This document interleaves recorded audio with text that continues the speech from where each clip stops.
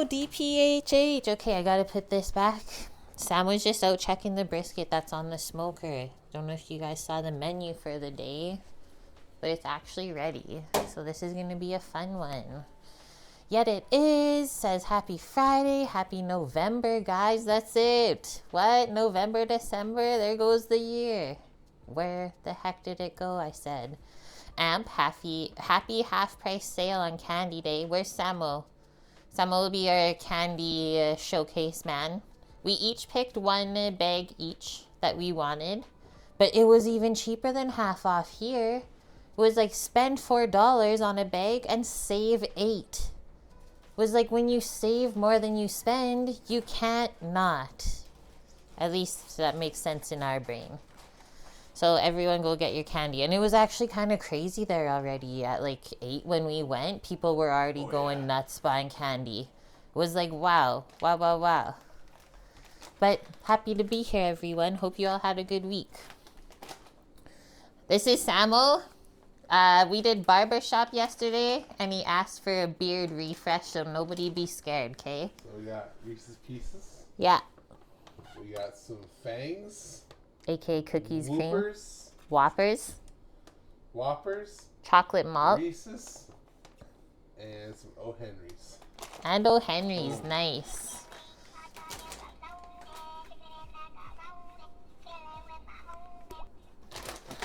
And that's Samo's choice. Look at Samo's. It's so cute. We haven't tried it yet. Where am I going? I'll go over the shoulder. Michael, thank you very much for the 10 months together, dude. We're almost at a whole year. Wait, what? It's gonna be an exact year? Like in January? Interesting. I love that. I hope you're having a good week. Hi, Bob. Hi, Mish. Good to see you guys. Just a double square. I don't know if I've ever had that kind of Kinder before. Nice. We got the slaps going already, too. Is it good?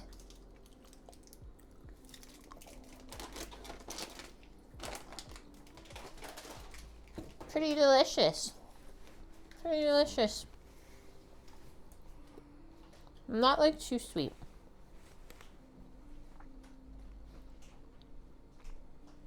Sam was definitely like a milk chocolate guy. I'm more of a dark chocolate guy.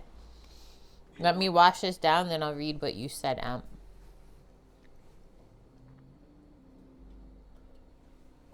And yeah, hope everyone had a good Halloween if you guys did anything.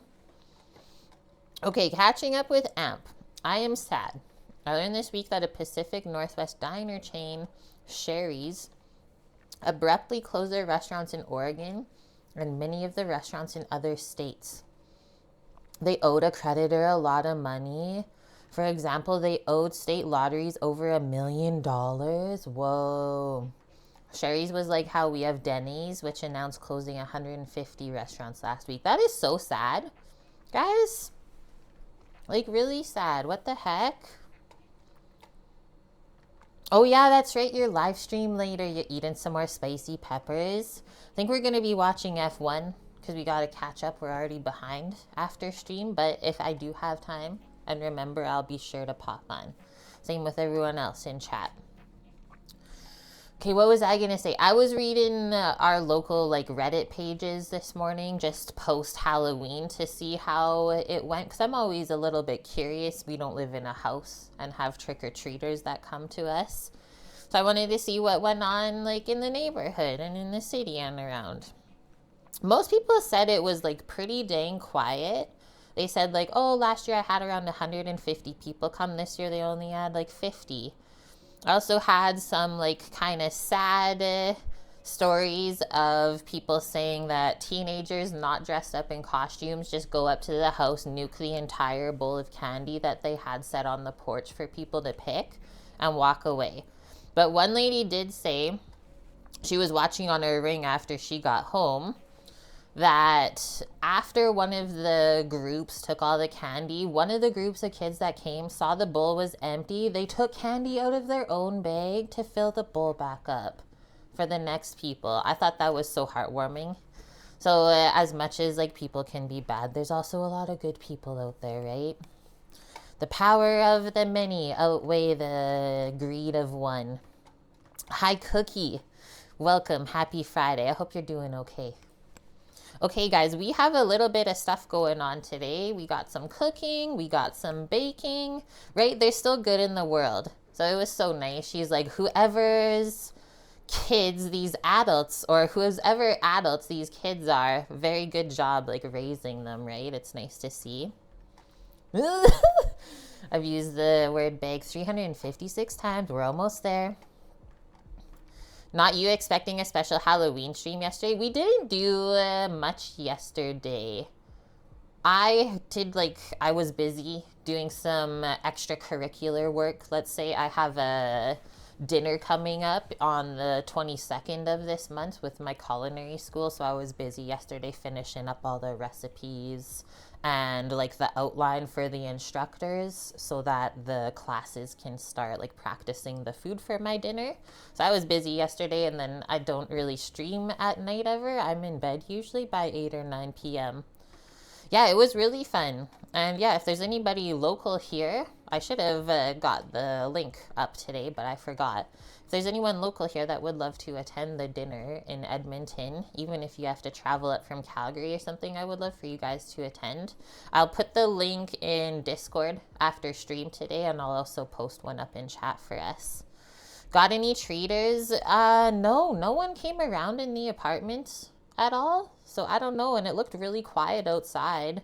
We walked around in the afternoon and saw like some of the really cool decor that people set up, but other than that, pretty dang quiet, sadly. We were kind of reminiscing back when we were kids, right? How it used to be. Okay, going down for the day. So Samo was up early this morning before me, and like even I was up early. I think I got up at 5:30? So he was already up. I said, what the heck are you doing up? He said, the brisket is on the smoker. I said, okay. So he's been sous videing this piece of, like, it's a chunk of the brisket point, so the fattier side of it. He sous vide it for, was it actually 60 hours? Basically, yeah. Yeah, 60 hours at 140 degrees Fahrenheit. And then from there, you crust it. So you don't do any seasoning when you put it in the circulator bag, just the beef. I did not. But you could? You could. Okay, you could, but he didn't. Just saying what our process was. And then he dressed it after it came out of the bag, Cookie, because I know that you have a sous vide. Dressed it just with the mustard, salt, and pepper, like always. Yep. Nice, all over. And then it's been smoking at, 225 Fahrenheit? Since 5 a.m. and it's now noon. So about 7 hours it's been smoking. 205 degrees, so we have 5-ish degrees left to go. So in 15-20 minutes, it's off the grill. Okay, so we gotta work pretty quick, but that's okay. We can make lunch first and bake after. Rest for like an hour, 2 hours. I know, but the potatoes take a bit to make, so we gotta get started. So that's the thing on the brisket, but I did link a recipe from Serious Eats, which looked really good, and they gave a couple different temps and timings depending on like the texture that you were looking for on the meat. So it was 140 degrees temp when you started smoking, because that's the thing with the sous vide, right? If you set it at the one temp, it's not gonna climb above that even after cooking that long. So yeah, pretty low and slow, and then you put it on the smoker until it reaches your typical like 205, 210 degrees Fahrenheit that you would cook a whole brisket to. And the reason we do that such like a low and slow temp, right, is so that you don't burn up the outside by the time the inside is nice and tender. But yeah, click on that link and check it out for yourself. This is a first for us. We just had that chunk of brisket chilling in the freezer for a bit, and Sam's like, I'm gonna try this. So then we did. And then right after that, not sure if you guys can see behind me, finishing up from last week's stream on Sunday when we were doing a little bit of canna butter infusions. So I just wanted to say that the decarboxylation process, it worked very good. I had to put, maybe I'll show you with the GoPro. I had to put a cast iron lid in there to hold the bag down, but other than that, it worked really good. So now I got the 1 cup of butter in there, and we're at 4.5 hours now. It's a 4 to 6 hour timing depending on how much you're infusing, which is more than enough time for this small amount. It was only like 4 grams of stuff. So now we can just pause it, and then I'm gonna take this out and we're gonna strain it. And then tomorrow we're gonna use this butter to make brownies. So just wanted to say that went really good too. ATP, thanks for the follow. Oh man, imagine. Because I was joking with Sam yesterday. I was like, just so we're aware, after tomorrow's stream, when we taste the brownies, we can't do anything. Plan to do nothing, because that's being safe. But yeah, canna butter parm patatskis? Oof, I died. Okay, let's make a little prep listeroo, and away we go. One other note of stuff that we found today at the store that we might play around with, I was seeing if Sam wanted to, is this. Oh shit, sorry, that's the French side. Welcome to Canada. One side of our labels on food always has to be in French. So, freshly pressed apple juice. I'm sorry, Mish. You're like, what is it? I'll let you guys guess. Jus de pomme. So apple, juice of apple, fresh pressed, tradition. Non-filtered, no sugar. This is how you learn how to speak French in Canada. Just read food labels. So Canadian fresh pressed apple juice. It is so good, guys. So we were talking the other day because we have a lot of chai tea bags to use up and like a spiced apple cinnamon tea. Sam's like, what if I just like heated some of this up and then put the tea bags in as a form of like spiced apple cider?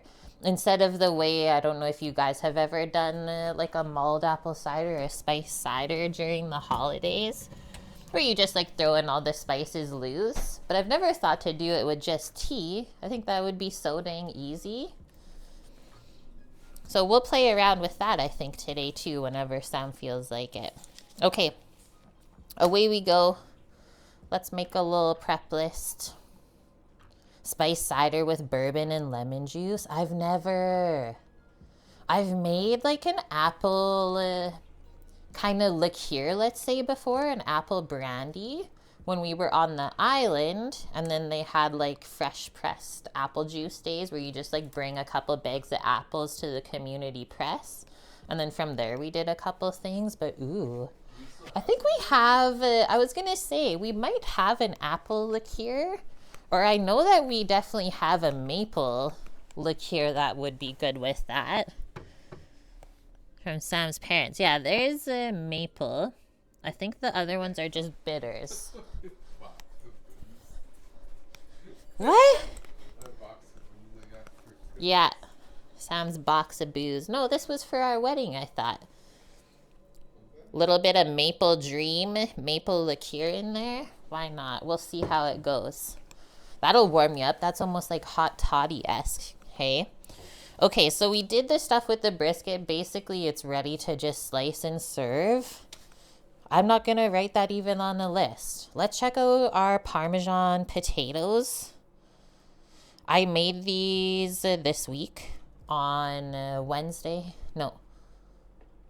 Tuesday for my clients to go with some steak, and they looked absolutely delicious the way that they turned out.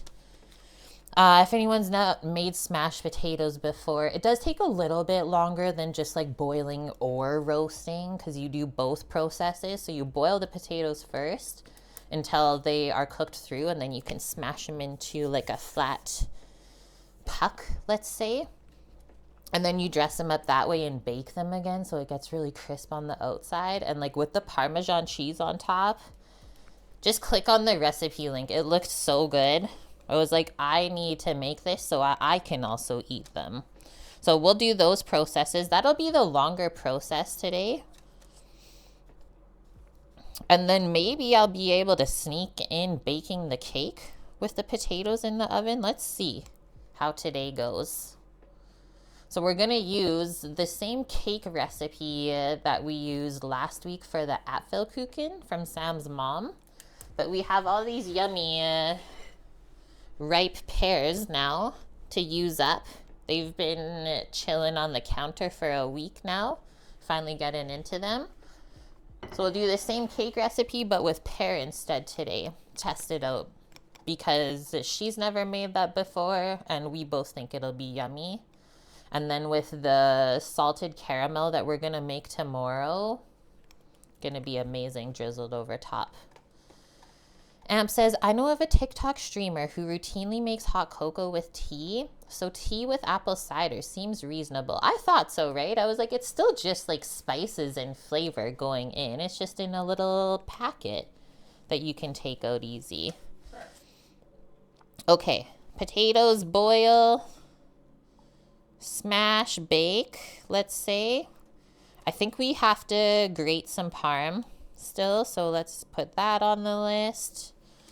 What else are we serving with this? Caesar salad, so that's a really easy one to bring together. I think we'll do the pear cake next.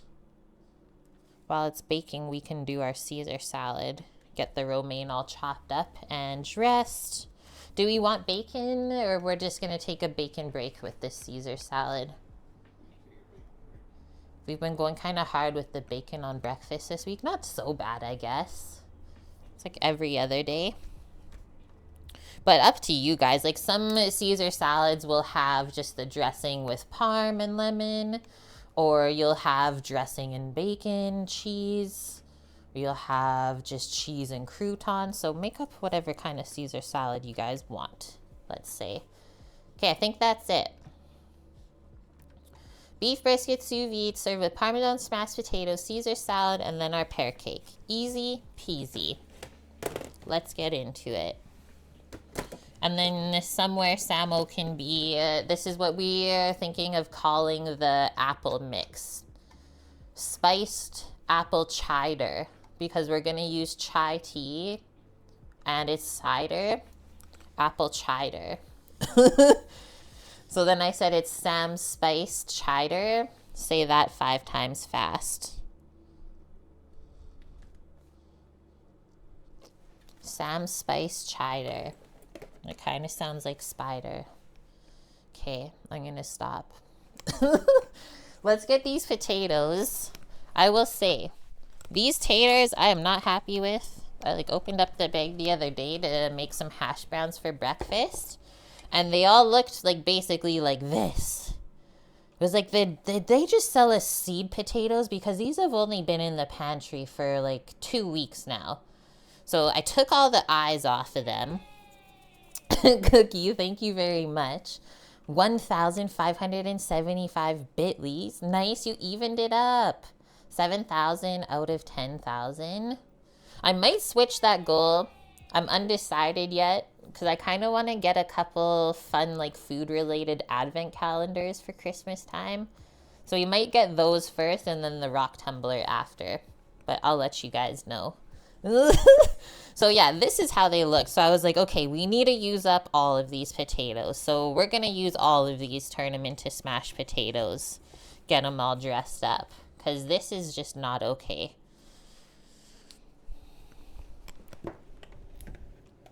And also it was good that I went through the bag. Because you know how there's always just one rotted potato right in the middle? It looked way worse than this one. I just saved this one for the top so I could see where to cut it off. I like to have my pot beside me when I prep these. Oh, it's in the dishwasher. Just so we can put it into the water. And yeah, these are a little bit large. Typically, the way that you do the smashed potatoes is you want to cook them whole. But the bigger ones, I might cut them in half. Has anyone in chat ever made smashed potatoes? They're like one of my favorite kind of fancier types of potato to make. A little rich, but not too bad. I'm also going to give these a rinse after we chop that off. You've done it, Mary? Nice.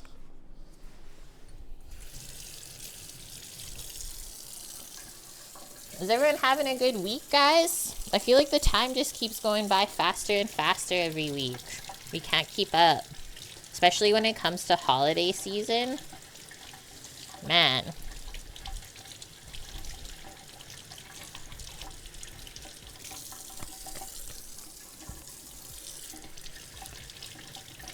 Mary, when you make the smashed potatoes, do you use a specific type of potato? Like, I really like to use the Yukon Golds, what these are. Because then you can leave the skin on, and they're not too starchy. I've never made them with red potatoes before, I wonder. Ooh, nice amp. I consider gnocchi the fanciest potato dish I've ever had. That's a pretty fancy one, too. I mean, I've made my fair share of gnocchi and not gnocchi. Misha's gonna be like, yeah, I was there for the time it was not gnocchi. They're just Alaska potatoes, but maybe they're called Yukon Gold, too. Probably.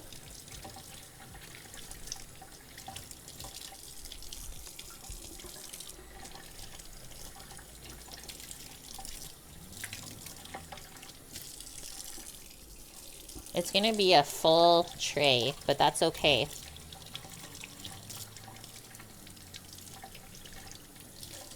And with the red, with the skin on, it's pretty good. Perfect. That's what I was hoping that someone did.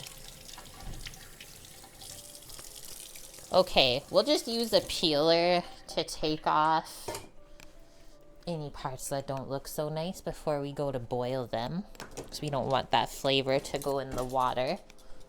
And then let's like put these ones as kind of our base size. That's why I said these larger ones, we'll have to cut them in half so that they can all cook at the same time.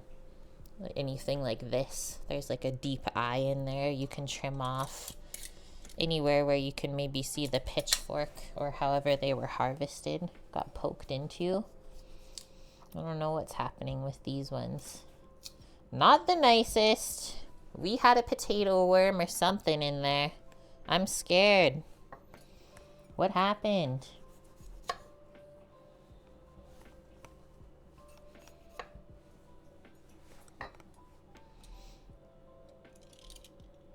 Okay, I think that was actually all the bad parts of that one anyways. We had to go right in there.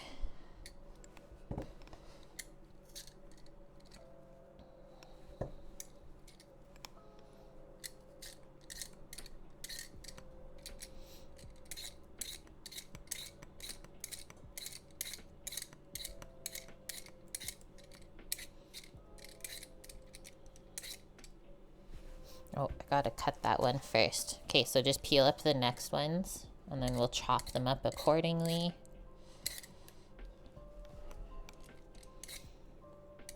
Trying to keep as much skin on these is key.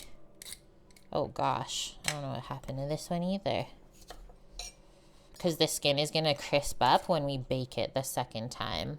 I think this one is a good size. We don't have to cut it.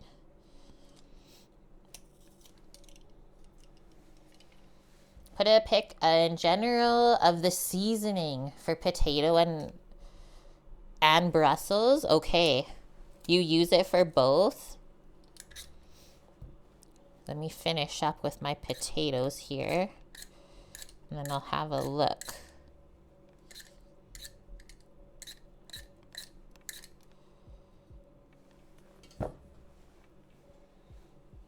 They're such funny shapes, these ones too.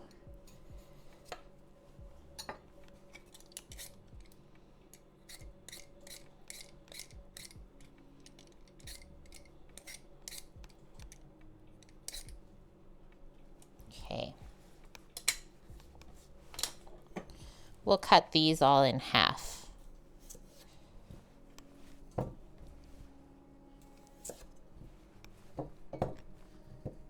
stack them in there kind of neat so that they all cook good. That one's kind of funny. Let's try and put it on the bottom. It's like so tall. That wouldn't be so bad. That'll probably be like a full half sheet pan. So I'll just get these covered with some cool water. And we'll add some seasoning to the pot and get those on in medium-high heat to boil through. Because these are larger than what I would cut for like a mashed potato or something like that, it'll just take a little bit longer too. So that's why we're starting them first.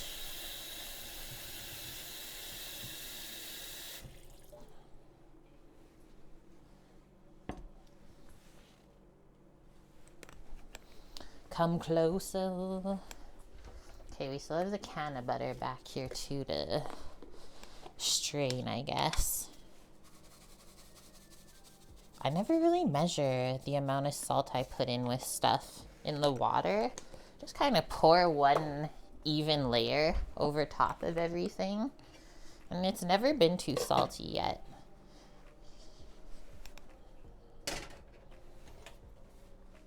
Get them going. Heat up the house. Okay, let's see what Mary has for us.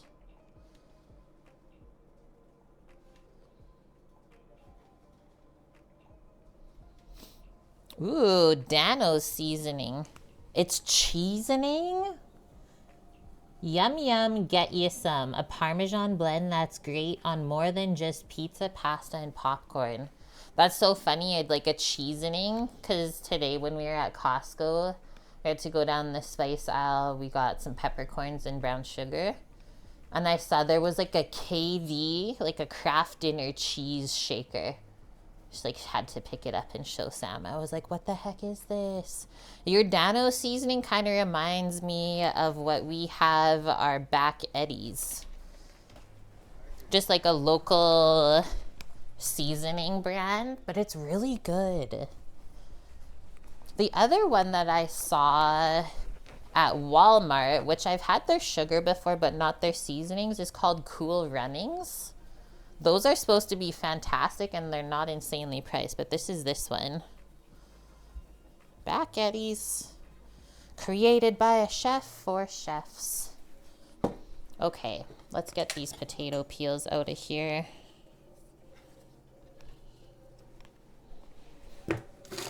Oh no, don't throw them on the floor.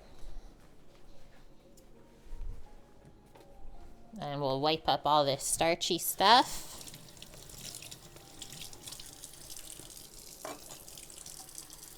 You found it with your barbecue seasoning stuff. Yeah, Sam was looking at a couple other ones, seasoning brands at Costco too that we never saw before. There's always new stuff, right? You just can't even keep up with it no more.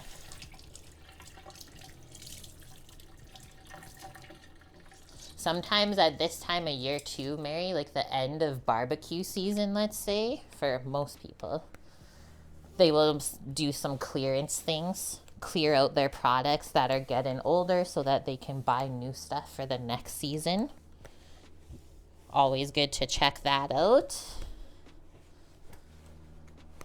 Okay, we are cleaned up. Boil, smash, and then bake. So we got to grate some Parmesan first for those. And then usually I just dress them with some olive oil, some spices, salt, and pepper. But yeah, the Parmesan on top is key. Let's just read the recipe, see if they do anything different. Yeah, even on her description for this recipe, these are the potatoes that everyone went nuts for. They're seriously so good. Because anytime you double cook a potato, right? When you have double fried fries, they're good. So when you boil a potato first and then fry it or bake it, that is key. She serves them with a dip, but we're not going to need a dip today. The brisket will be fatty enough for us with everything else. But by all means, try these with the dip if you guys want. Sure, it would be good. I do have some ranch homemade ranch in the fridge, we could always try it with that. Okay, she says it only makes 2 servings on her recipe. We're definitely making way more than that. She did butter. I do olive oil, up to you guys, but I really like the flavor of olive oil with potatoes. And then she kind of makes her own little Italian seasoning with garlic powder and oregano and stuff. But I bought this. So I've noticed that the price of, let's say, like Clubhouse or McCormick brand spices, like dried, quite expensive now, about $8 per container here, Canadian in the stores, whereas this is a freeze-dried herb blend that you can get in the fridge section by the dressings, let's say. This is only $6.50 compared to $8, and all your freeze-dried spices are going to taste so much better. So I bought that to put on the potatoes today. Will be really good with the Parmesan and some salt and pepper. But yeah, we'll keep that in there for now. Would this make a good poutine base? I mean, it could. It's not gonna be exactly probably what a poutine should be, because like your fries should always be really crispy, right? These potatoes don't get as crispy because let's say the type of potato we're using, maybe if it was a russet, the outside would crisp up a lot better. But since it's just like a golden potato, like a creamer, the skin is really thin, so it doesn't crisp up as much. But if you're not as picky about having a little bit of soggy potato with your poutine, by all means, it would be delicious. You didn't know there's freeze-dried spices? Yeah, they have quite a few. I think they even had like garlic and red onion granules freeze-dried. They have like separate basil and different herbs. And they're really good tasting. Like they have all the nice like sweetness kind of flavor that they taste fresh. Compared to when you dry it out, they can kind of go bitter. Okay, I think that's all I got. Just making sure I didn't miss anything. So we'll probably do a bit of granulated garlic with that, because I don't know if there's too much garlic in that blend. So we'll add more. Okay, but otherwise just let's grate some cheese and then we'll get into our cake. Get the block of Parmo. Time to get another batch of cheese grated. I usually just grate about 2 cups of this at a time to use. And it stays in the fridge really good. Where's the grater? Over here. Oh, not even. Yeah, it's cleaned. Super clean. You buy them all the time. You never put them in the fridge though. Okay, so I noticed that too, because my clients had them at their house. And that's kind of how I started using them. I was like, oh, I've never used these before, but I've always seen them in the store, right? But they don't keep it in the fridge either. I guess if you use it up fast enough, it shouldn't matter too much. But whenever you have freeze-dried stuff, like the less oxygen and stuff that gets to it, the better it will taste. And that's basically with any ingredient in the world, really. Mish is kind of upset at me because, oh no, yes, I ruined Sam too. I made Mish obsessed with the Plan D channel on YouTube. Remember the new Korean girl we found? Bullshit. Yeah, Sam asked me to watch an episode the other day. He's like, it was really good. It's so good, guys. If anyone likes just like wholesome, no face content, cooking, chilling, cats, stuff like that, it's so good. You're welcome, Mish. Yeah, you got us with Little Mountain Ranch. I can't keep up with how often she uploads. So we're even now, Mish. I'm just gonna cut a chunk off of this and then we'll grate it. That's what we were wondering. How do you eat that much per like meal? Even Sam's like, I could never. The amount of food that she eats, we're doing something wrong here.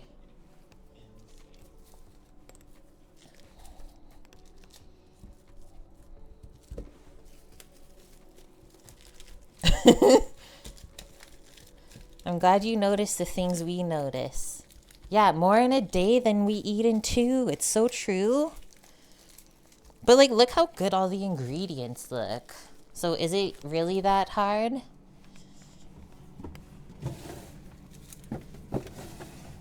Do not look in the fridge. It's overfilled.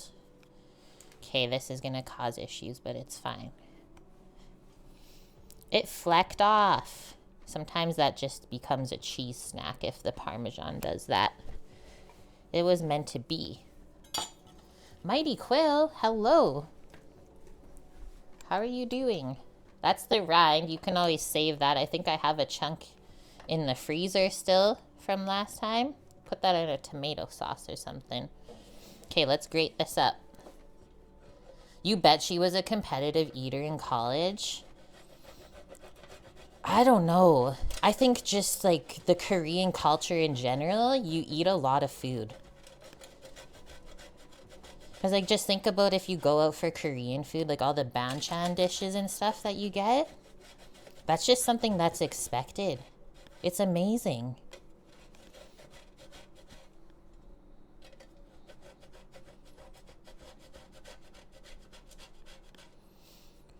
Mary, thanks for the note. I just saw that you put up there the dehydrated onions are really good in a pinch. I could see that actually, yeah. Right, it's totally cultural, Mish. They're just like raised like that to eat that much food. You did a big move last year, Mighty Quill. Hopefully a good move though. Everything is all settled in now. This might be more than 2 cups. Let's see. Oh, yeah, we are supposed to get snow tomorrow. Just give me 1 sec. My nose is running. Supposed to get snow tomorrow a little bit, and then same with Tuesday.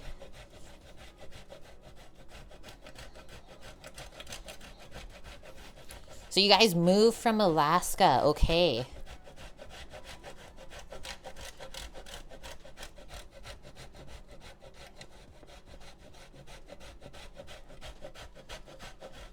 It smells so yummy when you grate it. I felt like that was a small piece for me to cut off. And we already have more than enough. It's okay.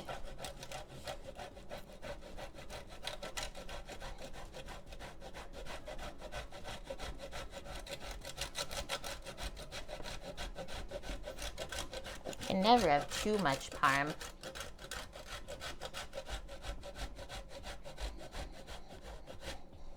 That is a bit of a workout.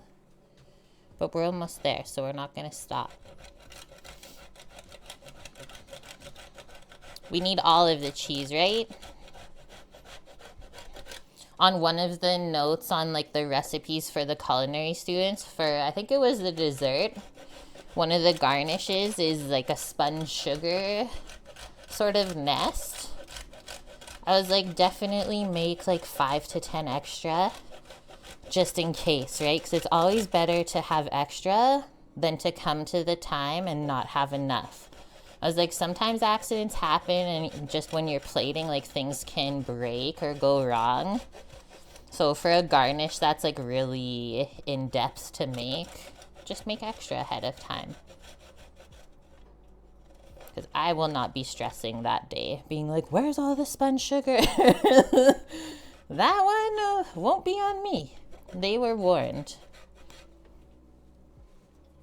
Okay, let's go grab a container to put all this into. I think we got like 4 cups, not 2.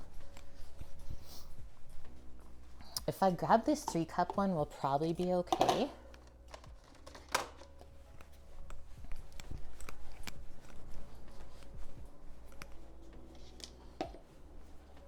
Looks like the potatoes are almost boiling too. Doing really good. Okay, let's clean up this from the outside first.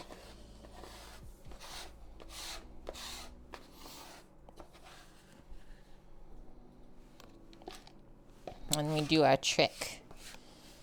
Slide it underneath.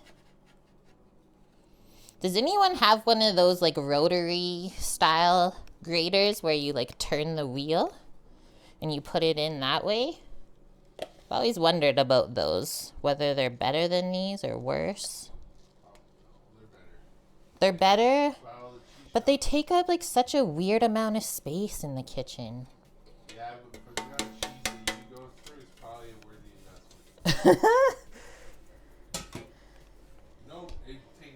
Just being honest. It's true, yeah. Sam was just being honest. The amount of cheese that his wife goes through. It is less messy. Oh, Bob. Bob with the facts. Shoot. Maybe that'll be an upgrade for 2025 for the stream. Says, the Canadian Weather Network thinks Edmonton will be warmer than seasonally normal, but dry as all the rain goes through Vancouver and the PN dub. Shoot, even drier? No, that's not good. Bob, you have both graters. The one that is turns is less messy. Oh, I like that though. You've talked me into it.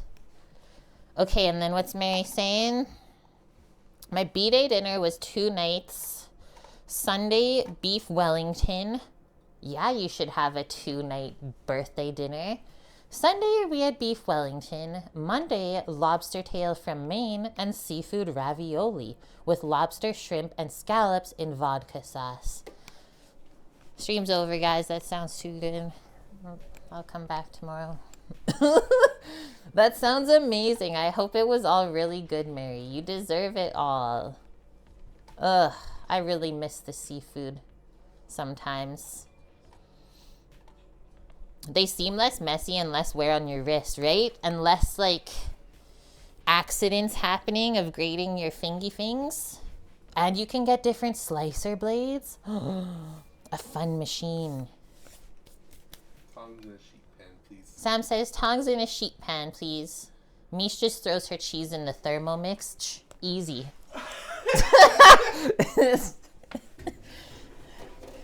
That's what Sam's mom does too, probably.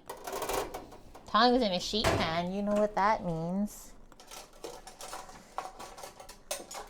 Brisket.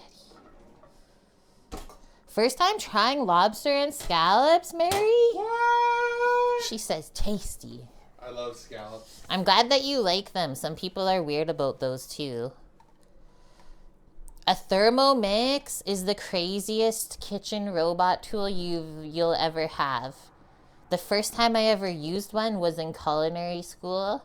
I've never worked in a fancy enough restaurant that had one. But Sam's mom got one because they're really popular over in Europe, guys, which is why Mish has one.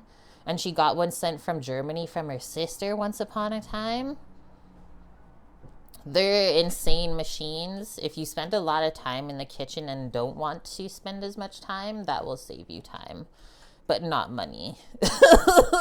That's exactly it. Look at this cute little piece of meat. I've never said that about brisket. Usually it's like, oh my God, look at that piece of meat. That's the cutest piece of brisket I've ever seen. So now what, we gotta wrap it? Probably wrap it. Zap it up? Mary says, love king crab. So I just hoped I would like the other two.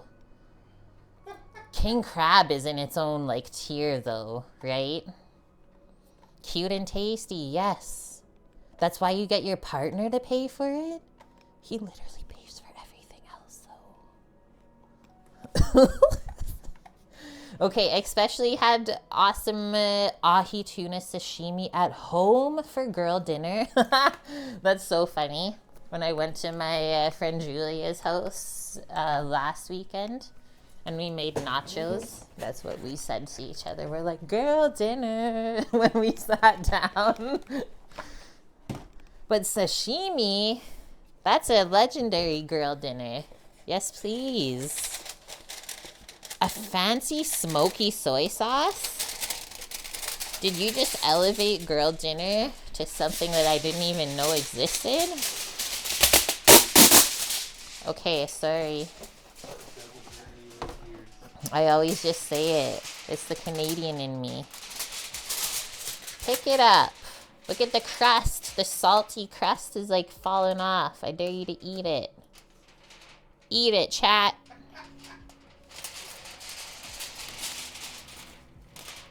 Oh no, we don't want to like disturb it too much though. That's the scary part when brisket's done cooking.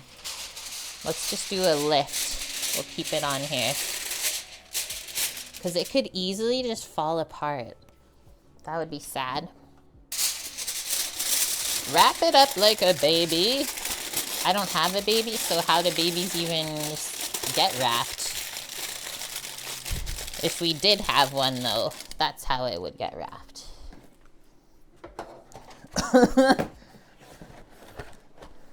Success. Now it is resting and we're basically just waiting on potatoes. Anytime they want to cook, that'd be great. Wrap your baby in tin foil. Is that even allowed? 25 out of 36 is legal.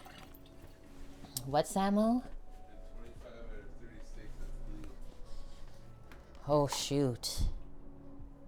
Okay, this is the potato situation. They're about to blow. You guys see the line of steam coming out? We won't lift the lid just yet. We'll let it get a bit hotter. But I did smoke it first, Niche. Oh no! If you pre-smoke your baby. I don't know. Okay, Parmesan's grated. We got to get into the pear cake. Guys, this is in Discord. It's all in German too, so good luck. But no, if you want me to translate it for you, I can type it up and translate it. But otherwise, it's a posted photo from Marianne. Green box.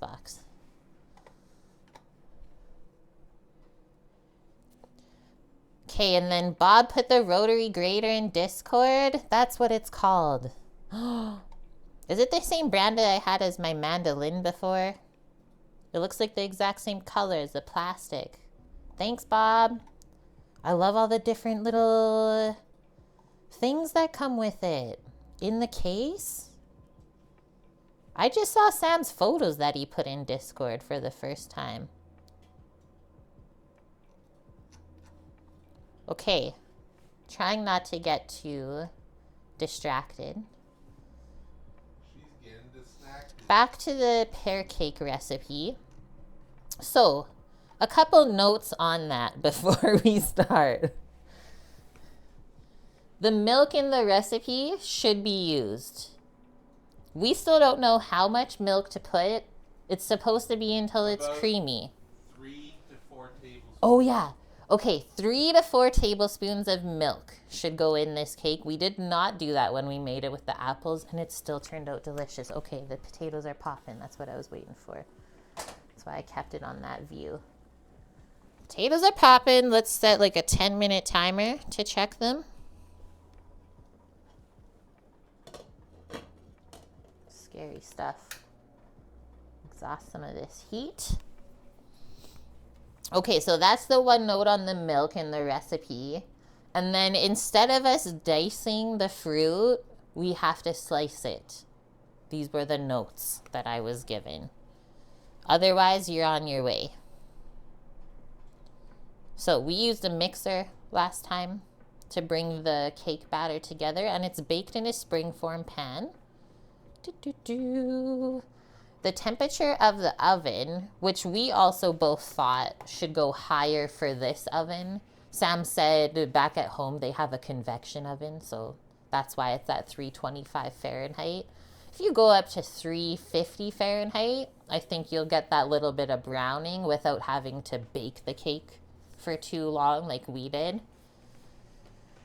Okay, those are my actual all notes. I'm gonna go grab the springform pan. We'll get that prepared. Last time we buttered and floured the pan, but I honestly don't think that's necessary at all. So we're not gonna waste time doing that. Oh, I think so. What? Okay, I'm just not gonna go the full way up then. No. Because, like, I only Do it used even. about an inch worth of You it. do it even. Okay, so we're only gonna butter and flour as high as the cake rises. Because I found that it was a bit wasteful. But we'll get the oven on and set so that it's also hot for when the potatoes are done. So I'm probably gonna go a bit higher today. 390-ish. Mish, you had 4 years of German in school? That's so cool. And yeah, you could totally just Google Translate it. It's true.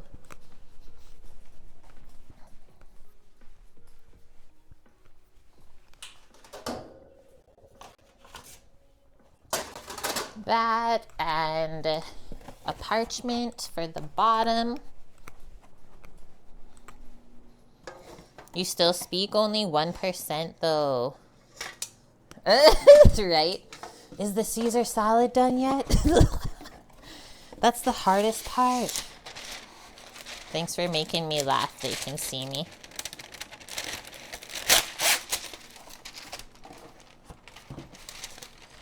Put this in here. Boom.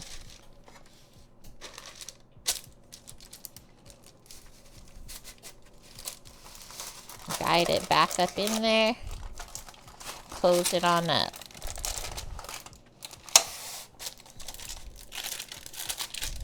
Press it back down. I need to like tighten it a bit more. There. Okay, and now usually I'll cut off all this outer edge.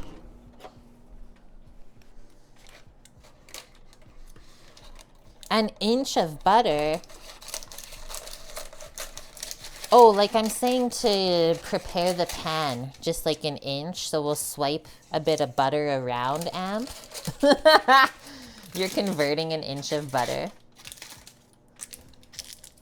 You guys are the best, honestly.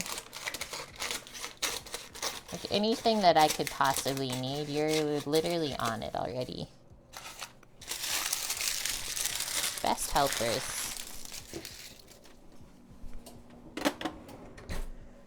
Okay, so now, like I was saying, we'll grab a little butter nubby. 2.5 centimeters of butter. That's the amount. Okay, I'm gonna flip this down this way. Because this basically, like, is an inch. Where the heck did that water come from? Take this, and then we'll just hold this. Go all the way around the pan. That works so good. Because you can see it as you swipe it on there. It leaves just a little layer. It's not as shiny. We'll do the bottom.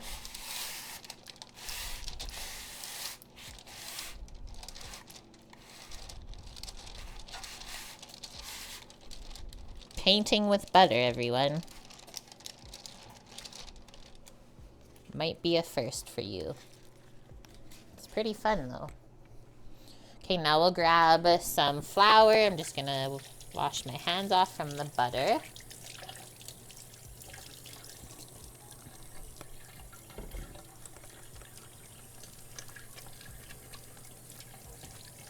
You guys gotta try this cake if you haven't.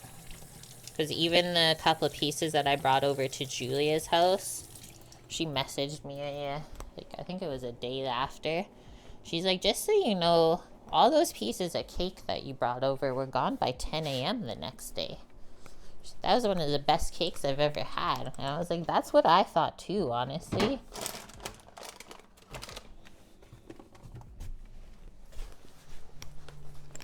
It's so simple.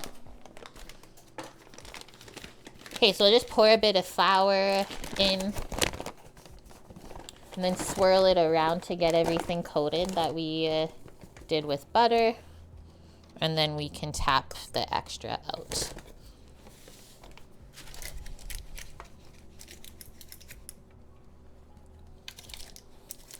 Around the edges.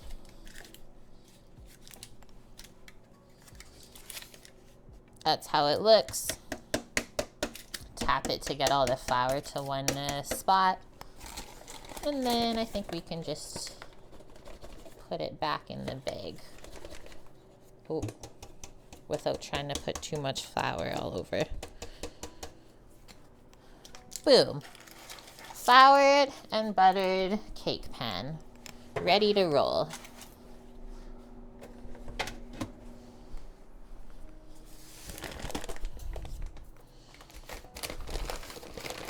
So I know we need this, so I'll keep this here. We need more butter as well. Softened.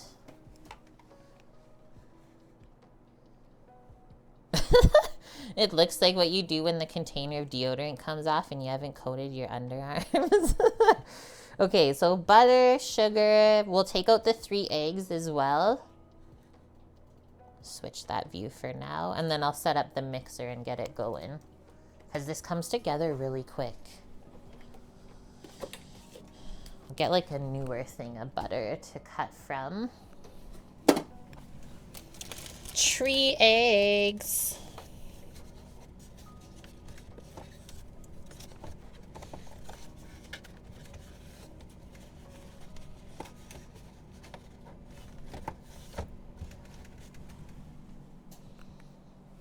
We'll leave the milk in there until we need it. Baking powder and some white sugar. Oh, and while I'm back here, the vanilla sugar packet for the pears. Can't forget that.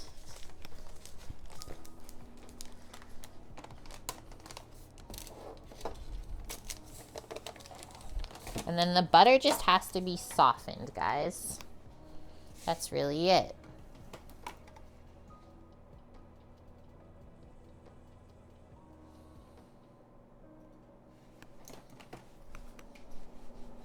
Get the incarcerum.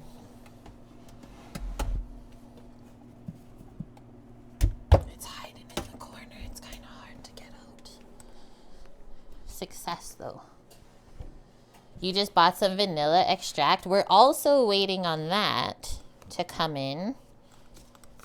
One of my mods, longtime community members, Anisoptrix, donated some money for us to get a new bottle of vanilla as well.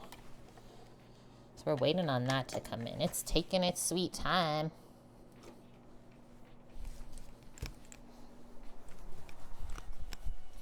But I'm excited. It's like Christmas.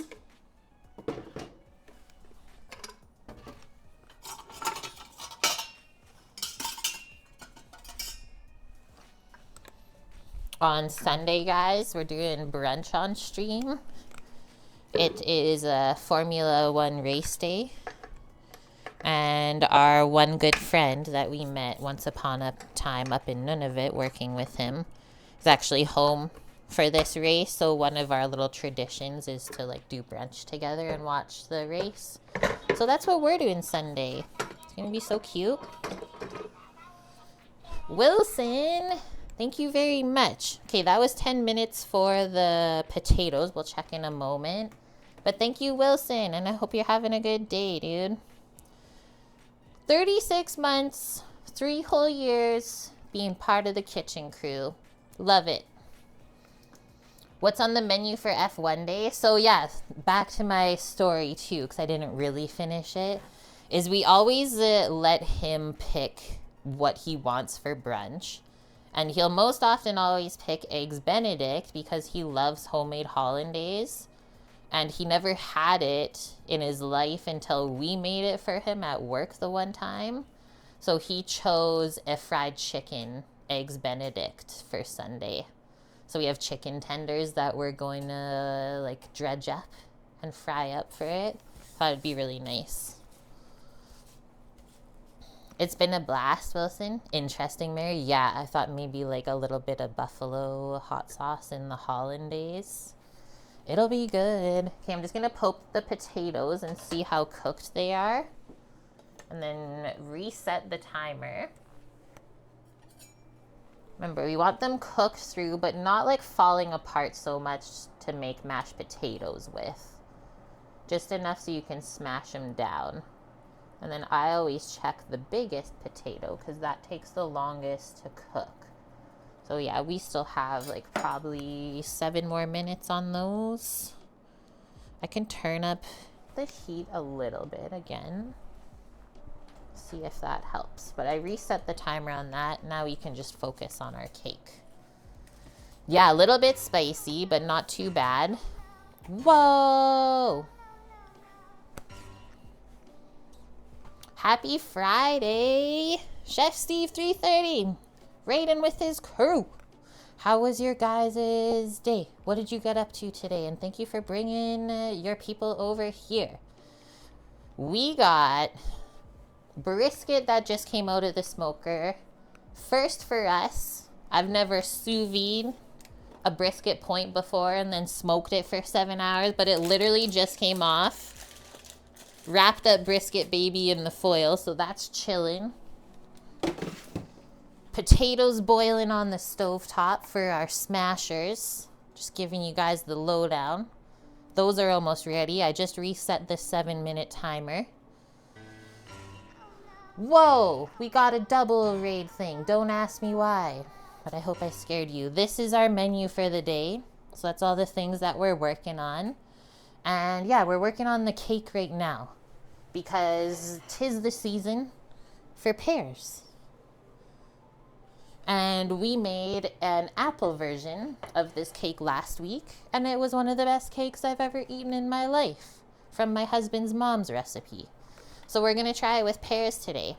Okay, who do we got coming in here? Rebel Girls, hello. Yes, Steve finally gets to come here. There was like, what, 3-4 Sundays in a row? I was like, we're just gonna go see Steve. This is our Sunday thing. It's been a while, dude. You had a slow lunch service, unfortunately. Seems kind of quiet out today, though, I will say. Like, day after Halloween, even us, because we went out grocery shopping and did a bit of errands before stream. It was oddly quiet. So I feel you on that, and sad for you. Unfortunate. But hopefully better day tomorrow? Do you guys have service again tomorrow? Hello, Scrub Racing. And a Bear fan. I think that's it. I'm like peeking over my mixer that I have set up to see who's all here. No prep day tomorrow. Oh, even better. Even better. I freaking love prep day. Okay, let's get back into it. Guys, the recipe that I'm following for the cake right now is in our Discord channel. Otherwise, if you want a couple other ones that we are using, we do have a recipe command, just exclamation mark recipe if you want to check them out for yourself. It's All Saints Day. I was going to say, I got a notification from like Microsoft that today was Dia de los Muertos. And I was like, I think that's wrong. So I had to actually check AMP. But it's more celebrated tomorrow. Okay, getting back into it. We got to soften up some butter. We just prepped up our mixer. So if this was a KitchenAid, you'd probably want the paddle attachment. And we do have our oven preheating as well, guys, for both the cake and the Parmesan Smashed Potatoes. Oh, that's right. Okay, this stuff is all scaled. This recipe is from Germany, so nothing is really measured with cup measures. It's all in grams. I'm not saying that's a bad thing at all.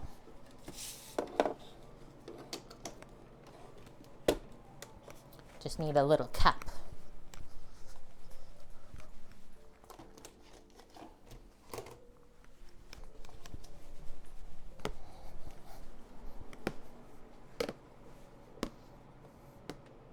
What mixer is this? It looks like the future one you were considering. If you do exclamation mark mixer in chat, that'll bring it up for you. I know the link was botched before. It wasn't working.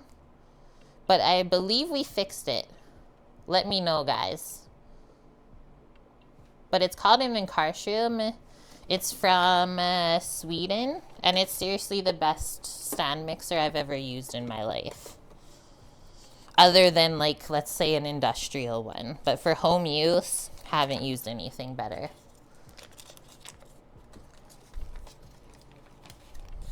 Okay. Grams is what we need. And we are doing 125 grams of margarine or butter. And we just want this softened, not melted. Hi, CJ Dewey. Yeah, this is the one you were considering. So yeah, let me know if you have any questions about it then. Because we've had this. Did we get it the second year we streamed? Or did you get this for me the first year that I streamed? We got that before we left. Did I have it? We had it in Vancouver already? Yeah, we got it. Holy shit. So I've had this since 2018 then. Yeah, it's 27. And like since then, I've bought a second one that was secondhand during COVID. A lady used it for a month while she was off work, and then she was selling it for like half price. So we drove up like a few hours to go grab it, and now I have two just in case. Because there was once upon a time that I would be making a lot of pizzas on the weekend and pizza doughs, so I would have them running like side by side instead of doing a batch and then stopping and starting again. Okay, let's do like 20-second increment in the micro to warm that up. And then we'll do the sugar next, 180 grams. I like to just cream the butter and sugar together first, add the egg after.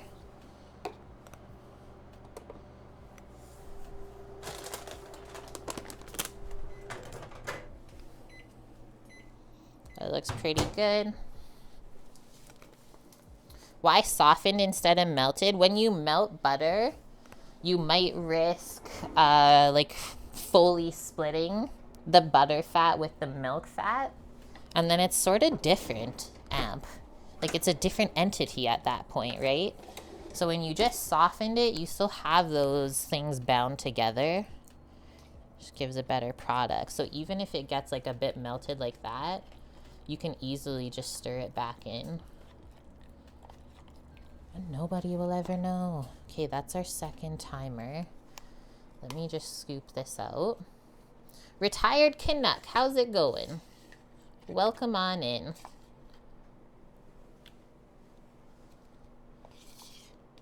Wilson, you remember our pizza times? When we would stack up all the Lloyd pans and they're taller than me on the counter? A labor of love that was. But man, once you make somebody a Detroit style pizza, their life is like changed. And that's all they want. And so then after we did it the first time, then they requested it to be a once a month scenario. I'm just gonna go poke the potatoes. You guys can come along with me. We want them cooked, but not like falling apart.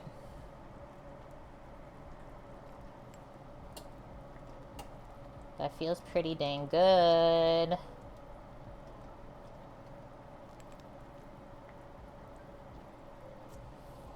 If we just turn this water off now,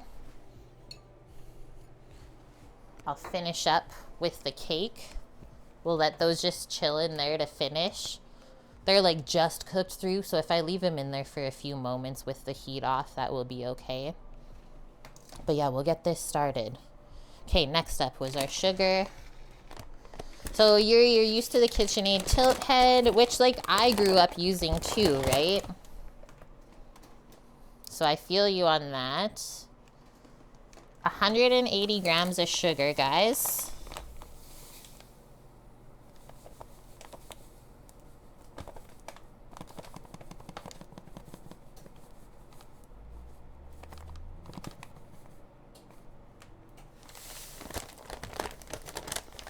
The one thing I really like about this mixer is like you can scrape the bowl and stuff and like add things in with it running still. So I find that it's a lot more efficient that way. And then the other part is the metal bowl. So like for your breads and stuff, there's a spatula on this side of it that scrapes the bowl for you. Do I have to measure out anything else? Okay, just the flour. We'll weigh out the flour and then we can get rid of the scale. Just an organic all-purpose flour, guys. And we want 200 grams.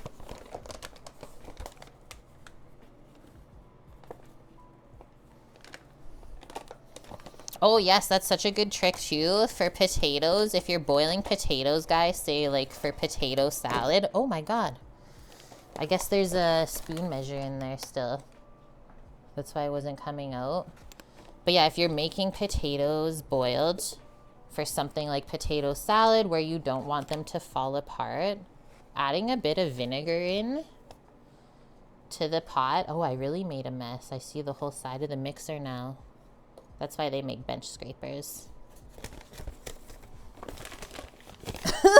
Bob. So that's where that went. I typically keep one in. I don't know why I forgot. Okay. Now I will reveal my mess. Because, well, that happens when you're in the kitchen. Even when we try not to, right?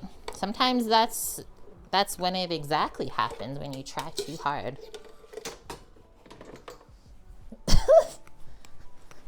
It humbles you a bit. You can't always be perfect, guys. A humbling experience to start the day.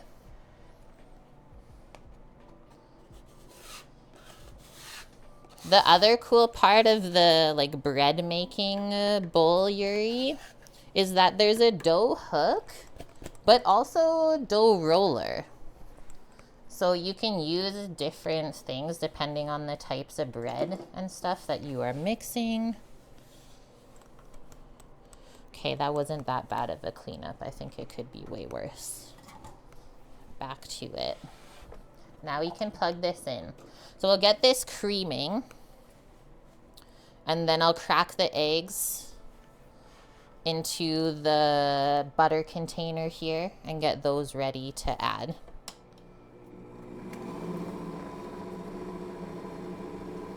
Ooh, scalloped potatoes with some tomato fermentation water. That'd be good. Okay, boom. Sturdy. Egglies. Oh, a little bit faster.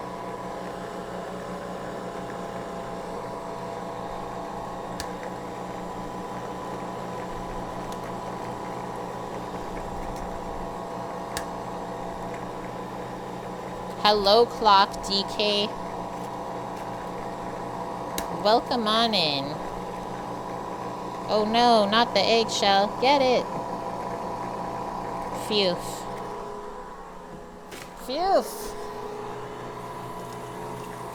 Our Western, you've never seen a mixer like this? But you've been in my channel before. Must have just been a time that we did not use it. That's crazy. Okay, I'm gonna put a few things away. Sugar, flour, just taking up space on the counter while this is going.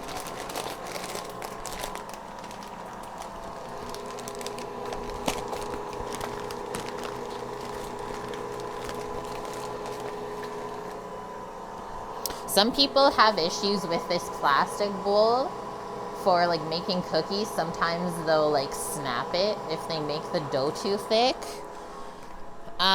But I have seen that they made a metal version of that bowl now. I don't know how much it is, but it looks really nice. So that would get away from that thing that there are some complaints about.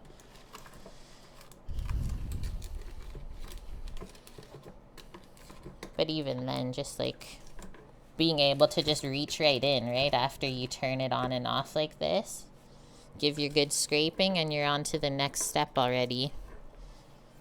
To me, it's really fun to use.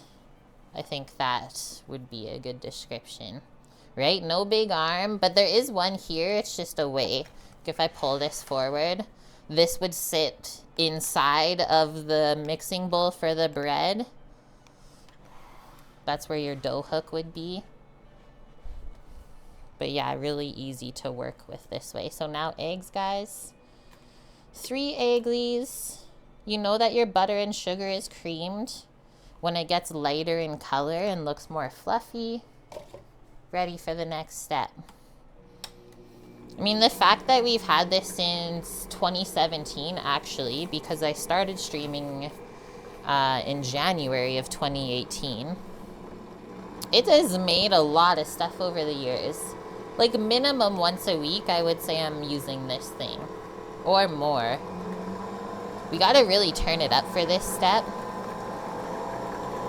And like, we also can think back to the big batches of stuff that we made, right? It wasn't always just like 1 batch of cookies. It's like 6 batches of cookies. She's a workhorse. There's a reason why it's called the assistant. I honestly believe that. Okay, this looks different than when we made it last time. It looks better. I don't know what I did last time that we did different now. Nothing. Looks the exact same. I'm gonna scrape this side though. Well, I did the exact same step, so I don't know what I did different. Nothing. But it's looking better. Maybe it's warm in here compared to it was chilly last time. Maybe it stayed separated more. Butter temp, that's what I'm thinking, or just like house temperature. It's quite warmed in here today. Okay, so we want this stuff to look nice and fluffy.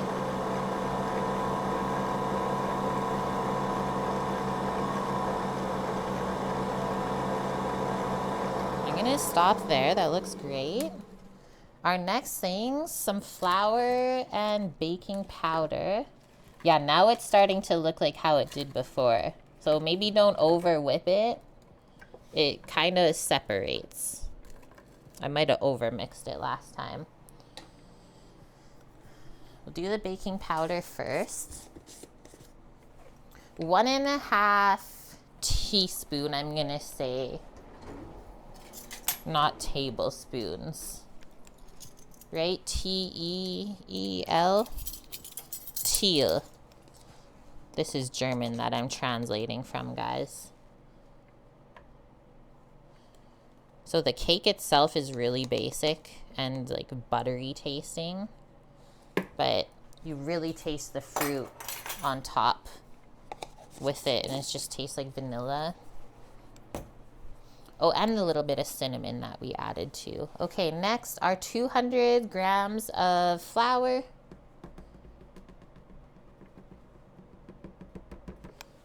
Do a bit on that side. I noticed there's no salt in the recipe, but honestly, when I ate it, I didn't feel like it even needed it. So I'm not gonna worry too much about that. We're all scraped up, ready to go. And I would suggest don't over mix this. Just mix it until it comes together on low speed.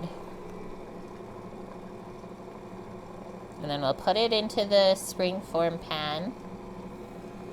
And then we'll prep our pears.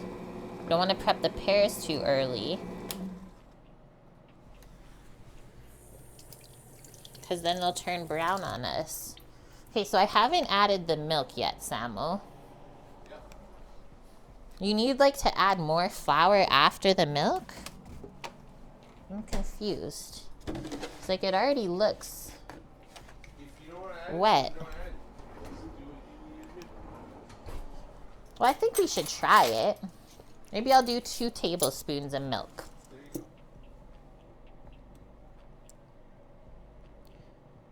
Translated, guys, it just says add milk until it looks creamy.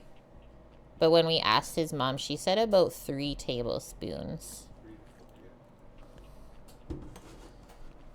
I'm gonna play it safe with 2. Because, like, we didn't even add any last time and it was really good.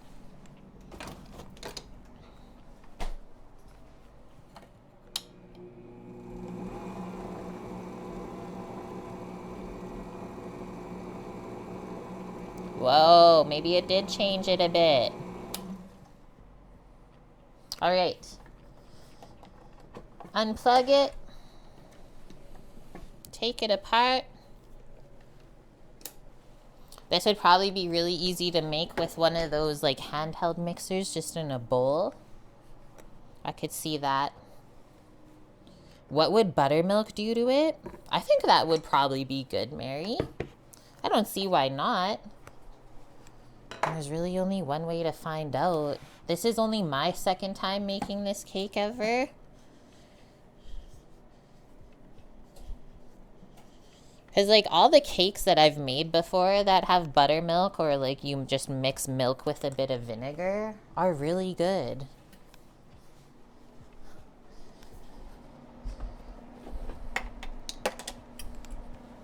Can I sneak this back here? Yes. Do you hear my shoulder crack? Oh, gosh. You have a plan to make apple fritters. Any tips? Trying to think of how many times I've made apple fritters in my life. I don't think that many.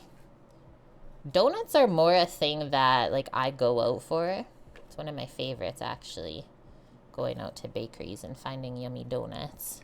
But as far as like tips, definitely just try to regulate the temperature of your oil the best that you can. Whenever you have like additions of fruit into dough, you don't want your oil to get too high of heat because then you'll start to burn those sugars from the fruits rather than just having like a plain style donut that they fry and then ice, right?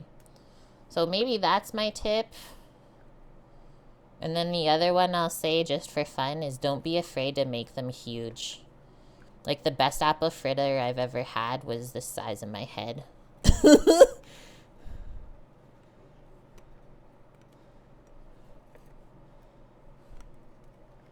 And that's really it. A maple glaze is always nice with apple, but even just plain is good too. We'll say though, like apple fritter is my favorite donut. Samuel want beaters? You got a beater man today?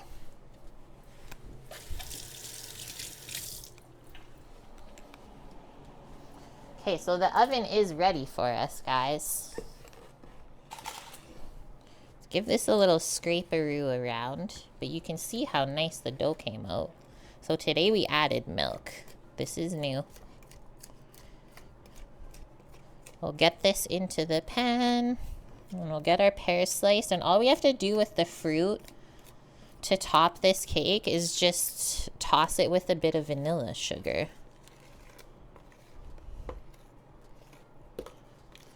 That is it.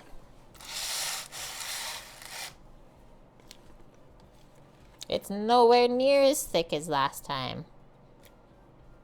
It was like biscuit dough last time almost. Hey, the more you know. As Samo said this morning when he was playing his video game, if at first you don't succeed, just try again. Look how nice that batter looks.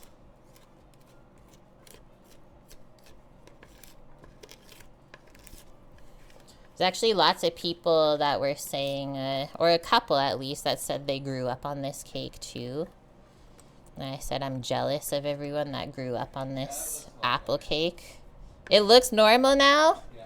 I mean, I asked you about the milk. And you didn't know. So we just went for it. Knowing is half the battle. That too, right? Sometimes you just have to do something once and then you know. But man. So that means it's going to be even better today? Oh no. It's not the tallest cake ever, guys. If you wanted a tall cake, just double the recipe.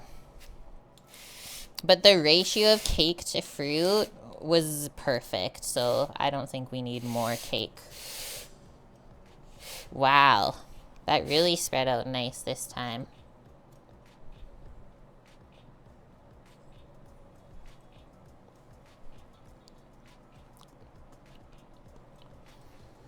It still tastes like shortbread though. So buttery. That's why I didn't really know what to call it today, so I just called it Buttery Pear Cake, guys. Let's get a little bowl.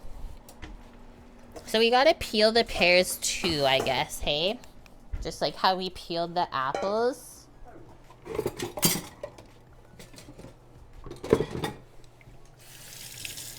It said to use 4 apples. These pears are quite large though, so we might only need 3 pears.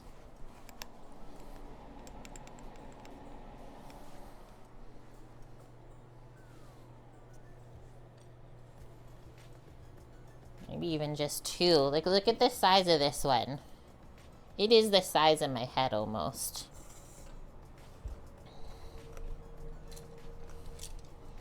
Let's peel it up.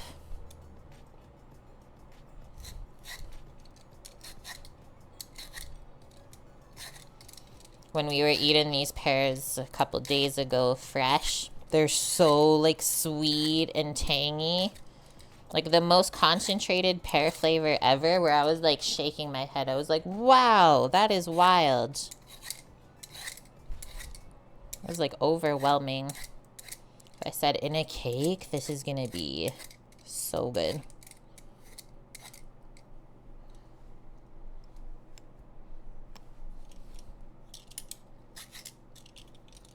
Yeah, you definitely want to peel pears. Like, apple skin is a bit soft. Pear skin can really be hard sometimes. And then when you bake it again, it just gets even harder. Like woody paper. We want to peel that off. It protected the fruit really nice, though.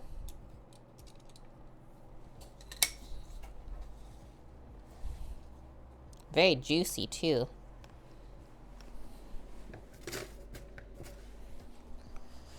Okay, knife. So now we're going to go around the core. What is this? Little black piece from the pear. Down like that. Holy, it almost slid off the board. It's so juicy. Ugh, they're like going flying.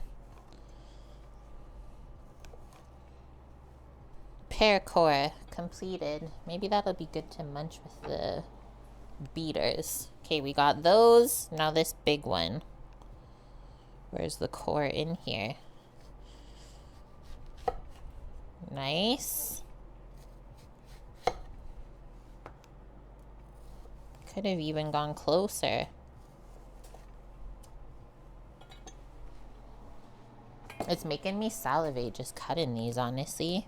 Okay, so then from here, I think we just do like slices like that, Sam? Yeah. Okay, so slices like this. Just put those into the bowl. And then we'll arrange those slices once they're dressed with the sugar around the top of the cake. And then as it bakes, they kind of bake in. It's really nice. And you just peek out the top. Like 1/4 inch thick slices. We don't want to go too thin, but we also don't want to go too thick. And then it will still be crunchy. Can pears be frozen for future use? The only frozen pear thing I've ever used is a puree. Like a fruit puree. But that was in culinary school. I've never seen any other frozen pear things. So sounds like they, right, like you have to cook it first, Mary? And or can it, because you can get like canned pears, which are really yummy. But I don't believe you can just freeze from fresh, like how you can do berries. I don't know though, because I've never tried it. This is a lot of pears for the top. We might not need all this. Might have to give a piece to Samuel. He says he'll accept it. Phew. I just trimmed off the skin bits. I can eat those though. Okay, I'm gonna save that one. No, see, it's sour. Like sour sweet. Get the vanilla sugar.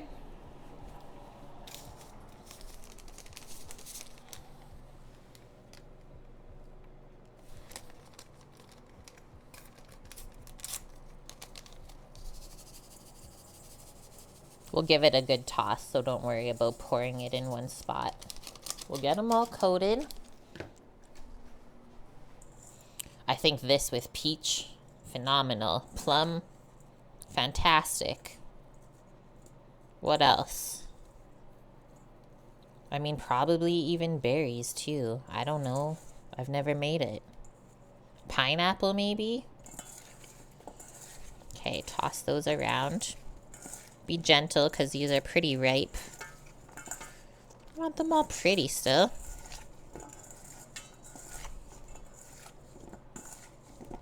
What the heck is that piece? Gross. If there's any weird pieces, pick them off. Okay. Now kind of messy part. Where did we start? In the middle first? And then go out, Sam? Do out the middle. Out and then in? Yeah.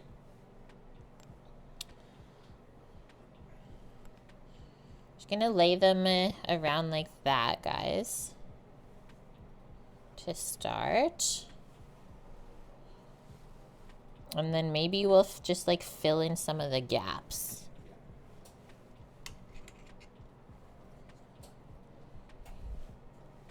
With the smaller ones.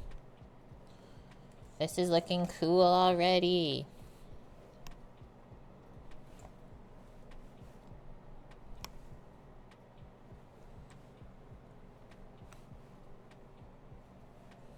Now we'll go on the outer pieces like that.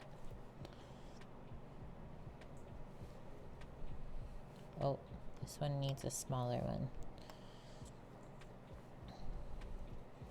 There's this one house here, guys, that goes like all out for every holiday season with lights and stuff. On our way to the store this morning, because we always have to drive past it. Like, they went all out for Halloween. It's crazy. At 8 a.m. in the morning, they're already out there taking down the Halloween decorations and getting ready for Christmas to switch over. It was so funny. Oh, it was mostly switched over for Christmas. It was already ready, yeah, at 8 in the morning. We were like, what the heck? I'm gonna like sneak these little ones in the middle, sticking up. I was like, that's commitment. It's looking pretty. Hey, Mary? I just keep filling in the little pieces that I see. I think that's good, though. You don't want to make it too heavy either, so that's going to be so tasty. Oof, that's a yummy snack later, I guess.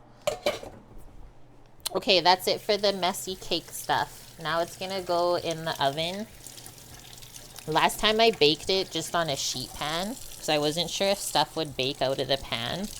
Nothing happened, so I don't think you really need a sheet pan, but I usually just do that so it's easy for me to take it in and out of the oven, rather than trying to grab the cake pan that's pretty tall.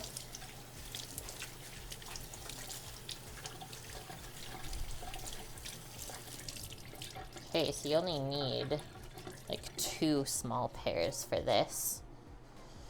And then last time, I just did a bit of a sprinkle of cinnamon, guys, before it went in the oven. Do we want that again, Sam? Yeah. Absolute yumminess. Thanks, guys. And the other thing, I guess, if you wanted a bit sweeter, you could put more sugar. Okay, let's see. Can I get a nice sprinkles?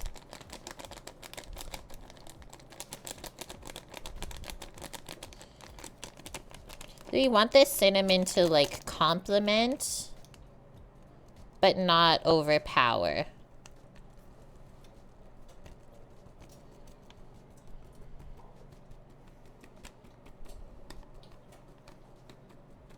The cinnamon was really good with the vanilla sugar last time.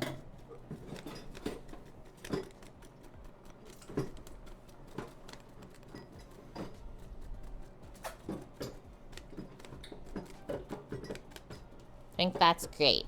Just a little hint. How many pits are in a pear? And go, what? I don't know. How many pits are in a pear? I called it a core. Pears have pits? We don't know. Man, we're using all the sheet pans today. I'm gonna grab one out for the potatoes next too. It's a Jerky Boys quote? What's Jerky Boys? I feel like I would like this. Okay, it's going in the oven. Everyone say goodbye for... Guten Nacht. Good night. Good night. Everyone say good night to the cake. 350 Fahrenheit. Okay, if you have convect, 325 for 50 minutes. I turned mine up a lot higher because it took forever to cook last time. I'm going to just set a 15-minute timer. But me oh my, is that looking good. And I'm going to put it on the top, closer to the top of the oven rather than the bottom. Okay, this. We're going to prep with some foil and parchment now. And we're going to get into smashing. Wow! See? It's the craziest pear ever. Woo! Taz, that's not apples, you nutter. That was pears, but also hi. Happy Friday. That's his face when he eats a pear. I swear they're good. I swear they're okay. Why are the pears so good? It's pear season here, baby. The brisket is back here. And it actually looks like the saddest brisket we've ever cooked. What? Just in terms of size. In terms of size, but we all know size doesn't matter.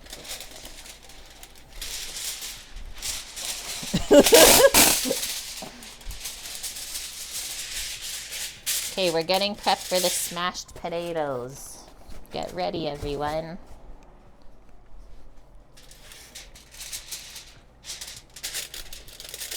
Right now it's apple and pear season.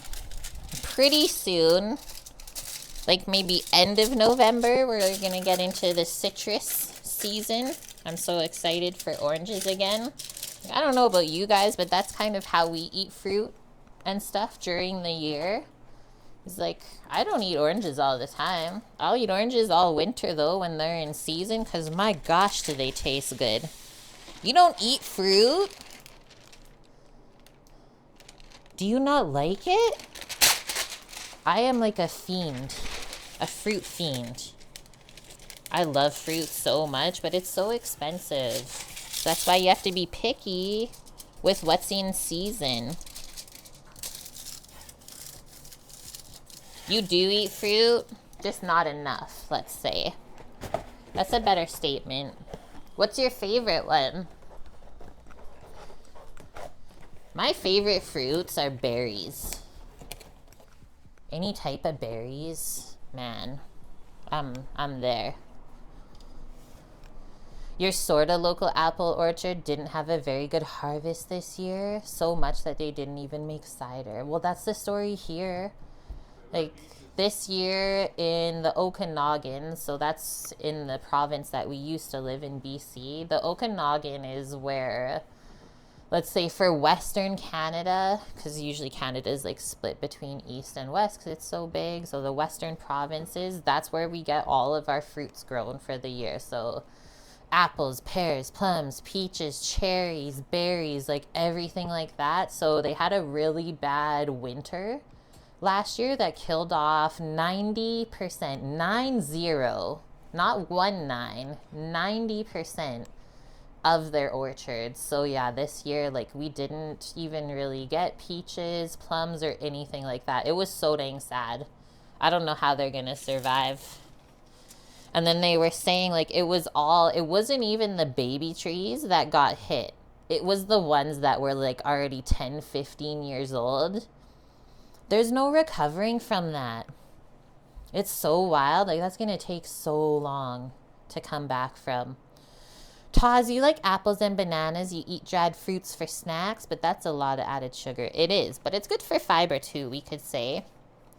The performance, right? Oof, it's bad. Your favorite is pineapple? Man, when you get a good pineapple, like, I don't know if anyone else has had a pineapple like this, but I've had one that was so good that it tasted like a coconut before. Like, it was so tropical tasting. It had, like, hints of, like, nutty coconut flavor. I've never had a pineapple like that since then. And this was a pineapple that somebody grew in their living room at home. It's like, what are we doing here? You'll eat a whole one? That's actually so impressive. I'm pretty sure I would die. Okay, we're finally getting into the taters. They've been strained. Now we're going to pour them out. This might even be too much for this pan. We'll see. We'll see how we do. I usually do 3 per layer. But we're going to smash them now. You can use a potato masher, just a flat sort of spatula to press on it, whatever you're comfortable with. And pretty much this whole sheet pan is going to be filled out with taters, let's say. So the ones that we cut, I'm going to put that cut side down. Probably get away with 4 small ones over here. And then I like to lay out the taters where I'm going to smash them, because they don't really move after that. They're quite starchy and sticky, right? And we might have actually a couple extra just to take off. And we'll use for brunch.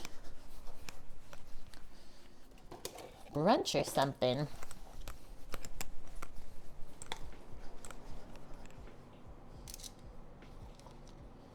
Where you moved, you have a lemon and lime tree in the yard. That sounds amazing. Your friend from Maui sent you a pineapple, Mary?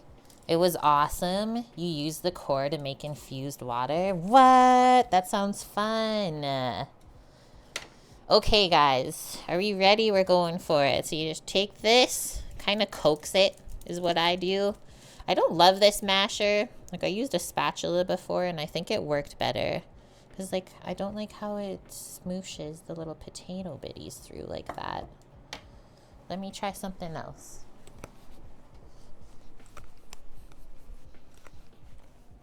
No holes.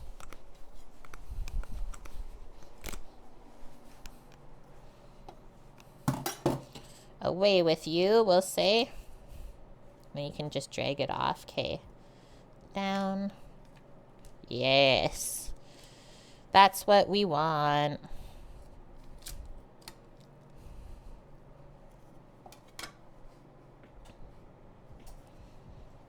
Don't forget to set the timer for the cake.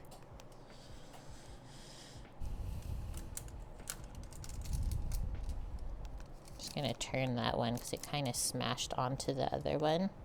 Okay, keep going.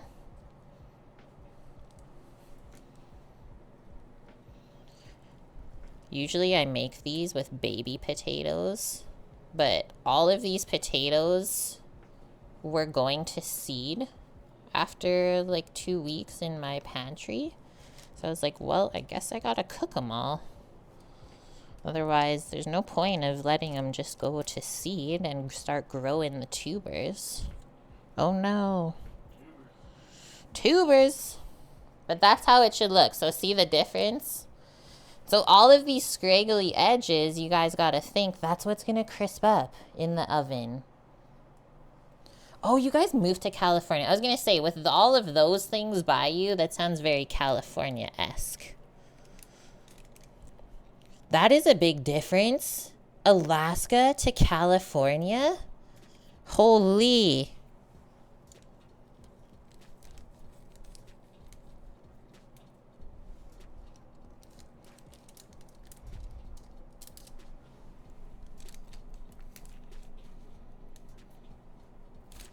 Whoa, careful, they might sploot. Be careful. I can't believe we actually had enough room on this sheet pan for all these. Sometimes it can be deceiving. All right. So now, I usually start by dressing them with olive oil while they're warm so they can start to soak it up. And you will need like quite a bit of fat for this, because now we are working on getting them nice and crispy. So if you don't have much fat, that won't happen really.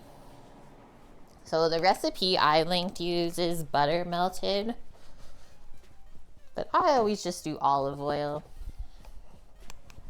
That's the flavor I like.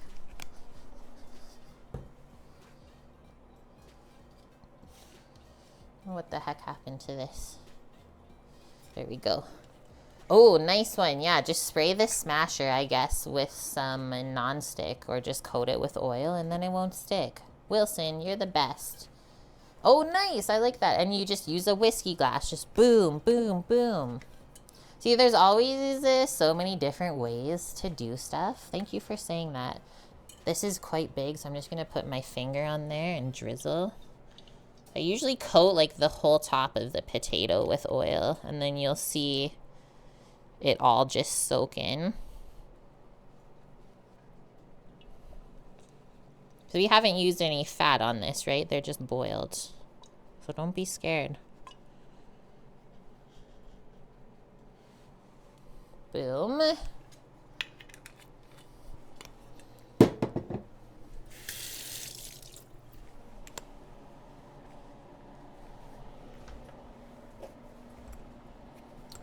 Salt and peps. I also brought the granulated garlic over to go with our Italian spices on top. So we'll get the spices on next. I just bought these. Now the freeze-dried spices, which are way better, are cheaper than just the dried spices at the store. So I'm switching over to this. There's 8 different herbs inside. Like, why am I paying $9 for a Clubhouse thing that's been sitting on the shelf for a year? This has basil, oregano. Okay, it does have garlic, red onion, red pepper, marjoram, rosemary, and sage. Actually, it does say, so I don't know why they keep these in the fridge in the store, because it says no refrigeration required on it. Okay. But yeah, if I open it up, like, look at the blend. I love to see, like, the big pieces of leaves, the onion, the garlic, the red pepper.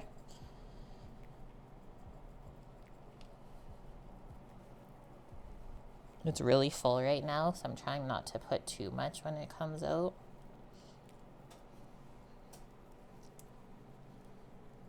And then we'll put the Parmesan on top, right? Seal this all in, the flavor. I think that's good. We'll do a bit of garlic.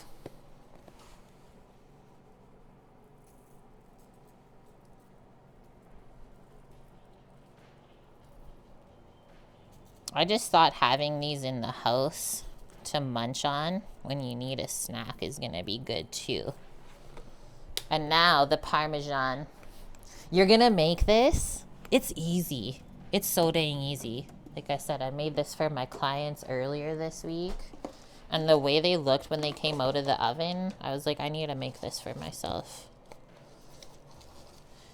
I was asking earlier because Mary said that she makes smashed potatoes a lot. And she's made them with red before. And like, you need the skin on to make them what they are. So then I just drizzled like a layer of Parmesan over each potato to coat it, and then it kind of just bakes into a nice crispy layer on top.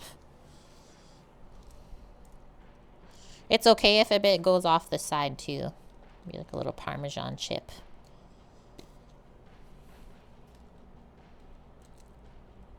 And then notice how I haven't added salt yet.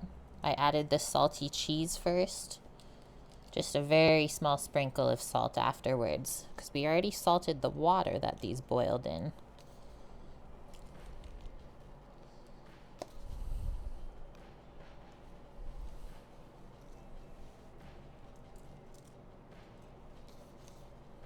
And then because the Parmesan cheese is salty and like an aged cheese, it's dry, it's not going to make the potatoes soggy, like how mozzarella has a bit of moisture in it still and is more like stringy melty. This is not that. There we go. So that's how that should look before it goes in the oven. Okay, all we have to do after this is make some Caesar salad and slice the brisket, guys. These will take about anywhere from 20 to 30 minutes. I'm hoping that the cake will be ready in a little bit, and then we can crank the heat up. So these will go on the bottom rack of the oven, because I like it to get crisped underneath first. And then if we need it browned on top, we could always just do a little broiling action. So I'll set another timer for us. We'll do 20 and then we'll check them. They're going to be amazing, Mary. They turn out so good. Like I said, after seeing them, I was like, I need to make these. Oh, wait. I didn't put any salt and pepper. Okay, let me put this back. And we'll sneak those back out. I got too excited and just put them in the oven. I was like, oh, they got cheese on them. They're good. Cheese and it's set. Wait. It smells too good already. We are getting snow. I don't know if you're asking me or Mary Wilson. Maybe both. But we are maybe getting snow tomorrow, a small dusting. And then same with Tuesday. Like the air has felt pretty cold here. Oh no, we're almost out of pep. So I think when it snows, it'll probably stay. A foot? Mary's getting a foot of snow? Shoot. For having snacks you can grab from the fridge, your favorites are several Ukrainian dishes. Yes, please. Wait, you're Ukrainian, I guess, with your name. I am half Ukrainian, Polish, and then my dad is French. But yeah, my mom's parents are from Poland and Ukraine. So I love that you have Ukrainian snacks. Just like the smallest sprinkle of salt, guys, because we could always add more after it's cooked too.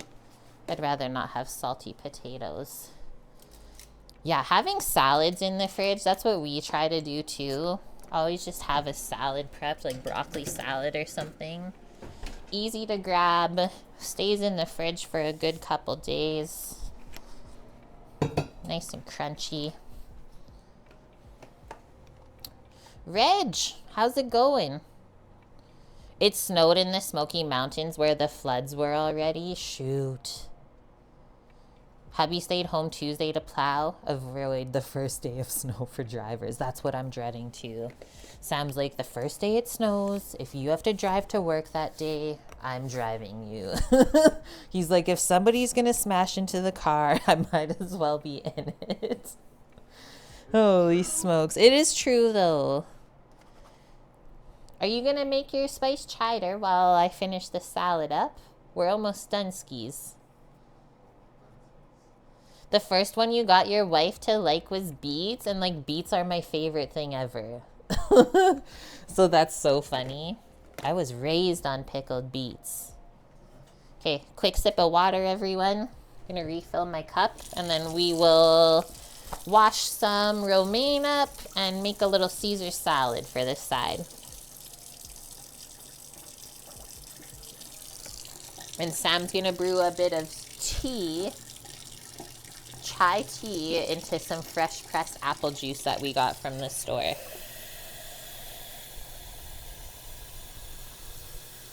You know that apple juice is good when it says no sugar added and it pours like syrupy. Do you want me to put this in a small pot then for us to heat up? This is what I'm talking about. Maybe I'll start like how I did when the start of the stream, the French side. This is what we're using. Tea and juice. So this is what we're thinking, Suzanne. Is have people in here ever had like a spiced apple cider or a mulled cider? So usually you just put like loose spices like cinnamon, different things, cloves in there, citrus, zest.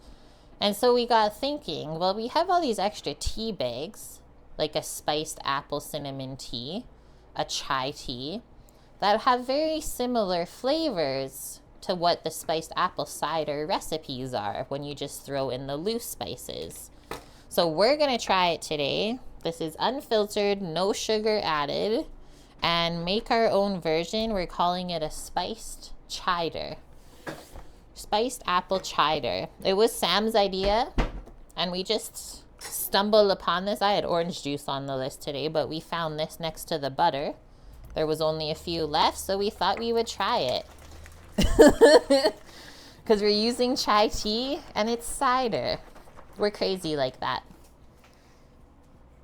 You had toast and cinnamon roll. I haven't had that much good food yet, Mary, so don't feel like you're behind. Okay. Romaine.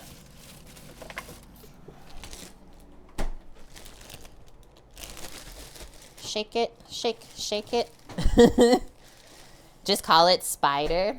I thought that would be cute for like Halloween luminology. Apple spider. Ooh. Oh, this is for the brisket. I was like, why did he bring a knife over? It's for the brisket, guys.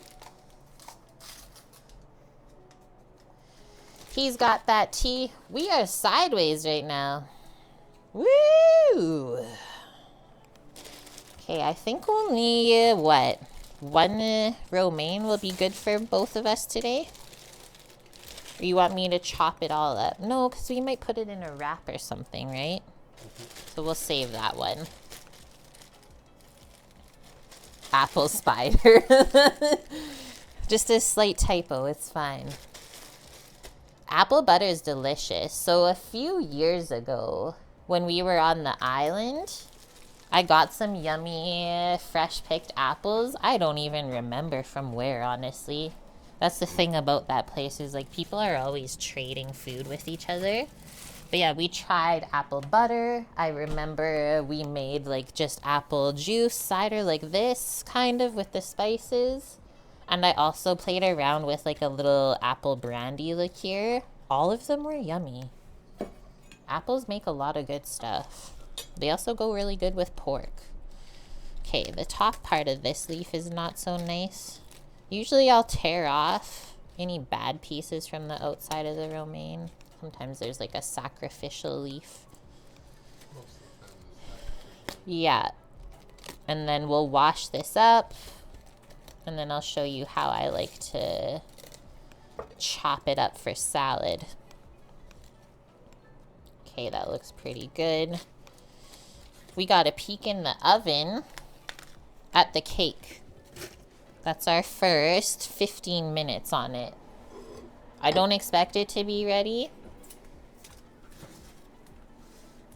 Nope, but it's getting there. Turn up that temp a bit more because those potatoes cooled it off. I'm just going to roll with this next 12-minute timer. That's close enough to another 15. So that should have been halfway. But things are happening. Just definitely not cooked at all. Let's rinse this up. Titan, how's it going this week, dude?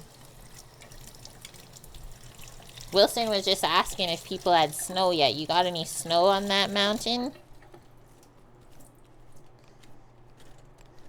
The sacrificial leaf is necessary for continued cooking fortune.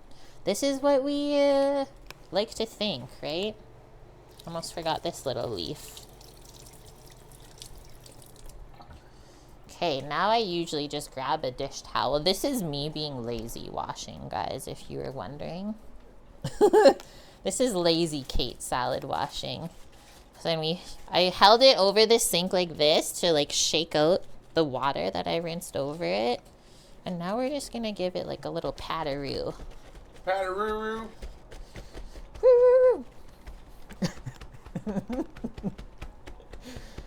You've had snow flurries. Oof. And the higher elevations have an inch or two. That's us tomorrow. It is so gray out today. I said the sky just looks like metal. Can't even see any clouds. That's how I know snow is coming tomorrow. It's not okay. Let's also get a salad bowl before we cut this.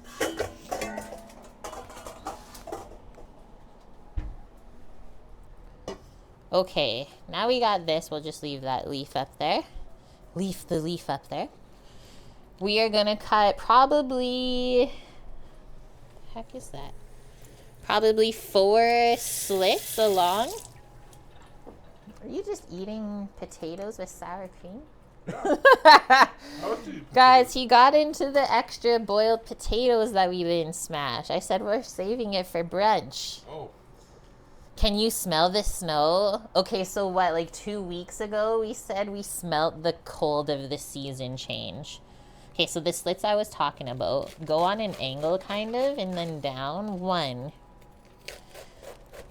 2, oh, maybe I'll just do 3 today. And then 3 angled that way.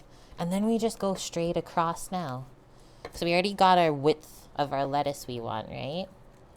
Yeah, I can definitely smell when the snow comes. I don't know if that's just a thing that people that live in wintry areas have built in. But I feel you on that. Just gonna pick a few of these away from the outside. Just a boiled potato? Just a good old boiled potato. I did a good boil on it then. Great boil on it. Nice. Good seasoning in the water. Yeah. Beautiful. Samo just rated my boiled potato 10 out of 10. Does snow stink like a fart? No, it smells like crispy. Hey? It smells crispy. Hi, Gearbox Man. On your last break, you're almost there. You're almost there for the day. You got this. Everything is going good here so far. Titan. We got the healthy part of the stream going. Freshness. No, you gotta wait for the yummy ones I made. Great chat. Don't eat the other potato, Samu. We gotta wait. Okay, we still have some. I didn't get you. He's pretending like I stabbed him by accident. We still have Parmesan in the fridge. We opted for no bacon. What? That's what you literally said, so don't act surprised. Act surprised like he's the one that didn't answer that question. Say what? Yeah. Titan's like, I'm freaking gone. There's bacon in the fridge. We just didn't cook it. There's also a gigantic cheesecake. Don't tell them about the cheesecake. Do you have any lemon? Yeah, at the bottom. My fresh lemon? Where's my half fresh lemon? I got it. You moved it. Down below. Down below. Up top. All over. Yeah, Woohoo! you should see the cheesecake. Okay. We'll take a break to show the cheesecake. Let's steal the fridge. What? What are we doing? You're getting teabagged. Please. Ah! Somebody SOS. Hi, Mickey. What a night. Oh, no. Again? Your parents, dude. Everyone's dying. Oh, no. Mickey, not your mom. Not even there to cook her food to get better. Like, what am I gonna do? It's been a crazy year, guys. Like, I just can't keep up with the shit that happens no more. I hope everyone's alright. This cheesecake, like, cost as much as an entire pork loin. But it had to happen. I mean, if we waited, it probably is like a solid 5 pounds worth of cheesecake. It says on it. It's 2 kilograms. 4.4. 4.4 pounds. It is called English Toffee Cheesecake. This is the side view. Look at that shit. Shit is expensive in Canada. I don't know what to say, guys, but we had to try it. I can't make cheesecake that cheap. Not this size. No. And that's what the top is. It's like crispy. I don't know. What is it? Pecans? Yeah. It's pecans covered in English toffee and then chocolate. Yeah. And then there's caramel underneath Yeah. and more chocolate. Yeah. Like, for $30, divide that up into at least, probably 4 pieces per side. Like $29 for Even the if whole we thing. cut it into 20 pieces. Your slices at the Italian 10 centers pieces. are $7. Right. A slice of cheesecake from a bakery is $7. So then if we get 8 pieces out of this, 7 times 8. That's like double the price Yeah. of this. So that's how you price out cheesecake. You're welcome. Price per piece. Compare it to the bakery. It's $3.75 Cheaper. per piece. Save some. Your birthday's on Tuesday. Mary just had hers. You guys have so much birthdays. Sell half of it. You could even sell half. Okay, this is what people did at Canadian Thanksgiving. Went to Costco, bought like 10 pumpkin pies for $8, and then went on Marketplace after and sold them for what, $10? Yeah. $10 a piece. So you make like $3 to $5 per. You saved money. That's cake logic right there. You're welcome. Okay, what's on the timer? 4-ish minutes. I don't love to like mix up Caesar salad until right before it's time to eat it. So I think now that we have this prepped, probably just leave it in the fridge until we know that the potatoes are almost done. It's just a bit risky because there's nowhere to put anything. So I don't think that's gonna happen. Chat, we need a new fridge. Steal the fridge and bring a bigger one. That's all my request is. I know where it is. We just get the one from storage, bring it in. Takes up half of the hallway. I mean, it could fit. It could fit. Do we have anchovies? I'm being lazy today. I have made my own Caesar dressing in the past, and yeah, it is honestly way better than anything store-bought. But if you're gonna be lazy like me, Renee's Mighty Caesar for the garlic lovers. Value size, because we're all about value here. That's the best store-bought Caesar dressing that I have ever eaten. Start selling half cheesecakes and boom, in no time, you get a new fridge. Brand new. What is Stream Elements doing? Are they feeling okay? I'm turning that off. Turning what off? The timer. Did you catch the latest YouTube? It just keeps replaying. Are you okay, Stream Elements?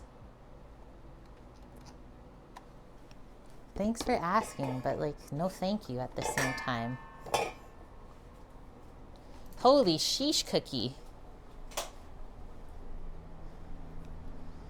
It's Mighty Caesar, just regular Caesar, but swole. Guys, nobody said nothing about this man's beard. What? Nobody even said nothing. Huh? Look at it. The amount of trimming that happened. Should have seen him yesterday. Show the photo. Oh, yeah. I, like, sheared him like a sheep.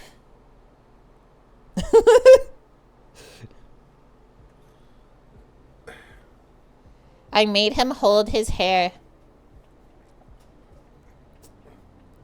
That's fine. We can. Why? It's blurred. You're completely fine on that photo. No, I can't show Why? it. No, it's TOS. That's weird. It's weird for me. I was gonna show it, but like, wasn't wearing a shirt, and he's just like holding his pile of hair. I'm blurred though. It's fine. There's no boobs. Manscaped sponsorship incoming. Let's go. Okay, we got 50 seconds. Phew. How's your stuff going over there? Okay. We got 2 minutes. Oh, 45 nice. seconds. He already put the tea bags in.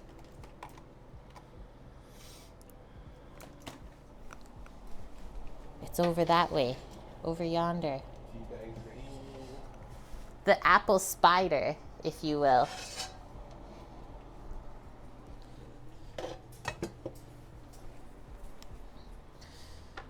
He said he wanted a beard refresh.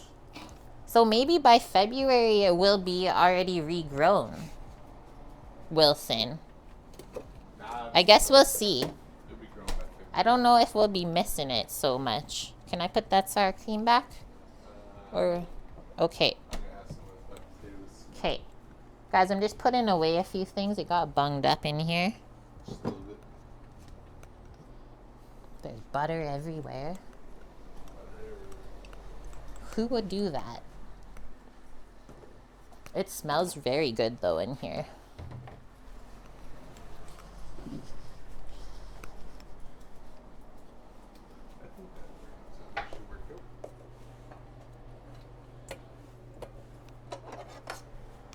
out. Brisket tongs.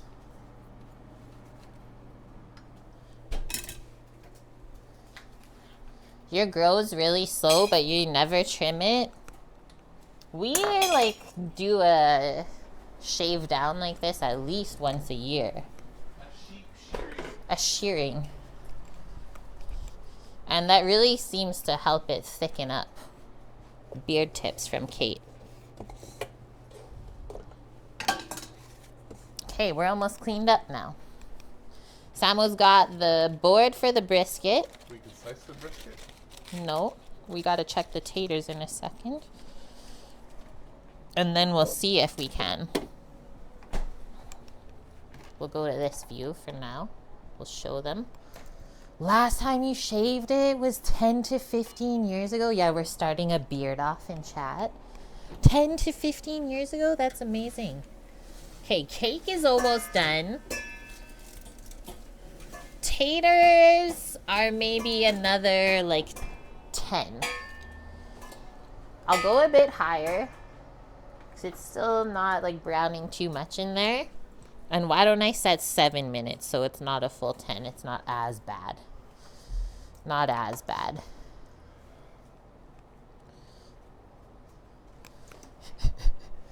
He is ready.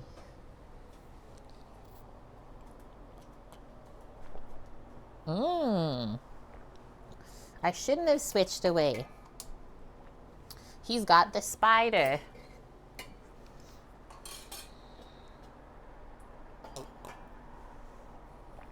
The apple spiders. He's like a dog waiting for dinner to be served. I did this to myself. I asked him to come in the kitchen. Mish. Yep. I knew what I was doing.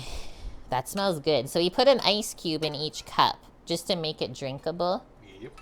Just to make it drinkable, but man, that smells amazing. That smells amazing. So did you just steep it or you actually boiled the tea bags a bit? Steeped. Steeped it. Cheers. Oh, fuck yeah. What? That's cash money debit.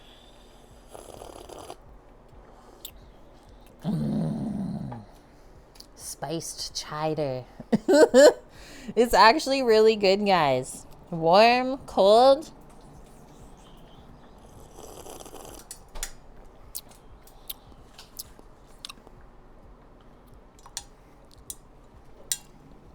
You guys need to try that.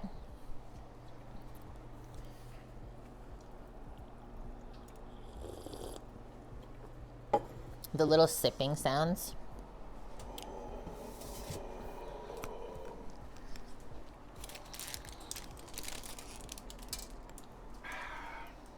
The baby.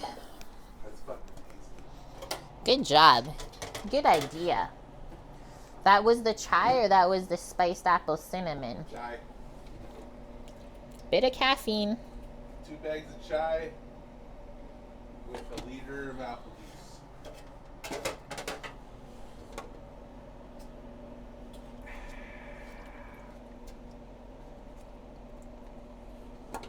I'm unearthing something back here. I'll show you guys in a sec.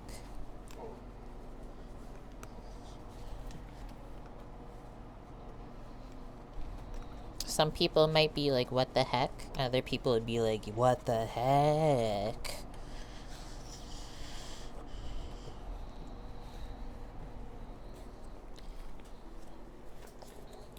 The butter is done-o. Boom. So I'm going to open that up. We'll use it tomorrow on stream. If you know, you know. I'm going to strain it over here. We'll strain it together on the side. And that's ready to roll. Whoa.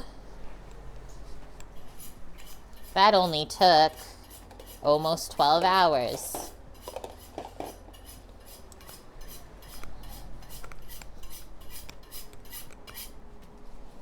Whoa-ly. Yeah, because there's 3 minutes on my timer now. So you're good to start carving. Okay, he's carving, guys. We got the Samo carving, man. You can move that a bit if you need. That's why I cleared off the area now. Hello. Cutest piece of brisket ever. I've never cooked a smaller piece of brisket.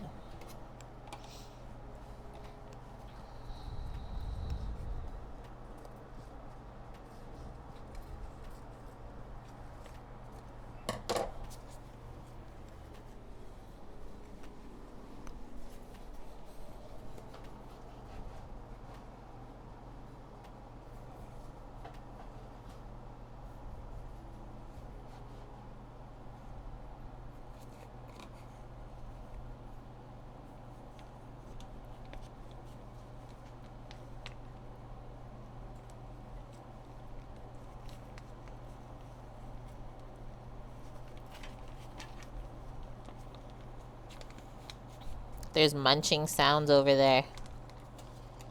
I'm just squeezing the stuff out of the bag, guys.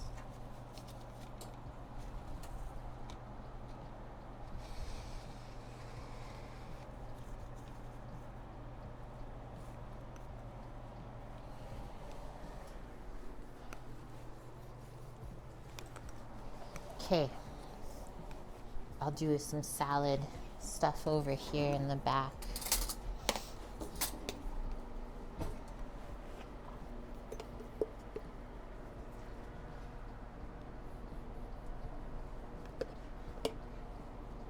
Beef with Caesar salad and potatoes? You honestly can't beat that.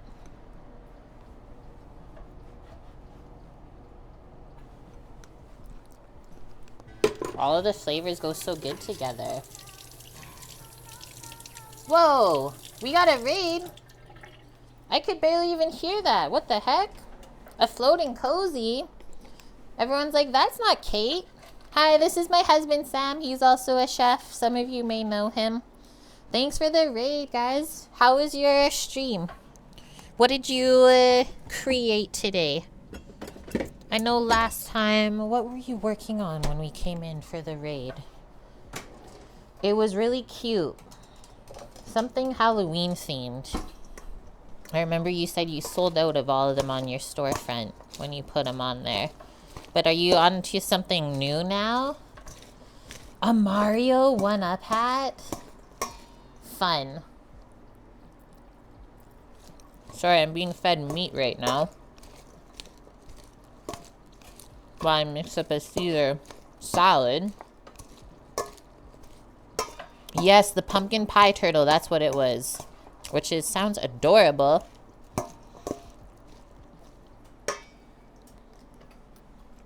Yeah, they floated in. Okay. Just floating on in. I'm gonna take your drinky away for a sec. We got sneezer salad. We just need some Parmesan and a bit of fresh lemon on there. Timer's going off for the oven things. Let's see what's going on there. Pear cake looks almost completed. Same with taters. I think if we start plating up or finish this off,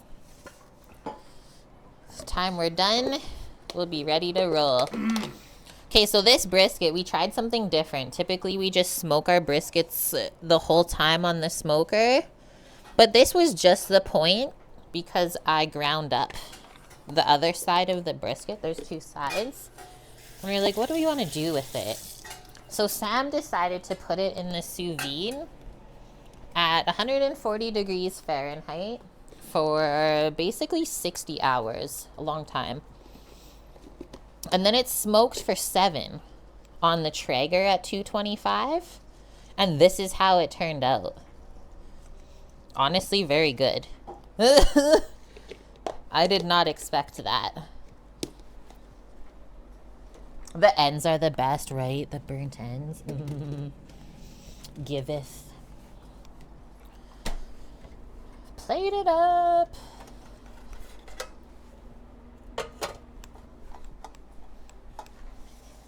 Greek, good to see you. Happy Friday. How was your day at work today? And what up, Blondie? Thanks for the follow, Electra Owl. Okay, I'll just leave that on. I'm gonna serve up the salad. I never mix the parm into Caesar salad because I always find it just gets caught in the tongs anyways and bunched up. So I just put it on top and then serve it.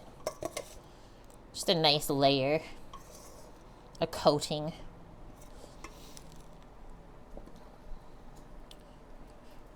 Well, you still, like, do work for people, though, Greek. I know that because you've done it before. You're like, I'm going back to work. So I don't know what to tell you on that one. But I hope you're doing good. Always a smile. Thank you for the follow as well. You love to cook. So I stream every Friday, Saturday, and Sunday. We usually cook. I say usually because sometimes I will build a Lego set. I've also gotten into a bit of sewing lately. And we've been into a game called Grocery Store Sim, but mostly I will cook. Cake's at 185. You took it out? Usually it should be a bit longer, I think. Oh, you can feel the top. Okay. It compresses and then springs back up. I will. I just had to rinse my hands. Oh, yeah. It's getting nice and brown, too. Guys. So this is a cake from my husband's mom's recipe. We made it last week with apples. Today we tried it with pears. That's how it turned out. Oh my gosh, it looks good. Just a little bit of cinnamon on top. And like the cake batter itself, when we make it, I say it tastes like shortbread. But you feel it too?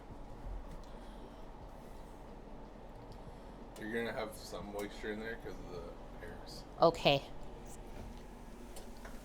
Let's check our patats. I think they're good. Parmesan Smashed Potatoes. The tray is really hot, so I'm not going to hold it forever. But those look very good too. So it all turned out at the same time.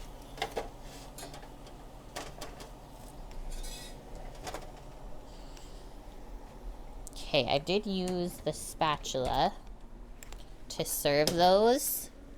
Just gonna grab another one.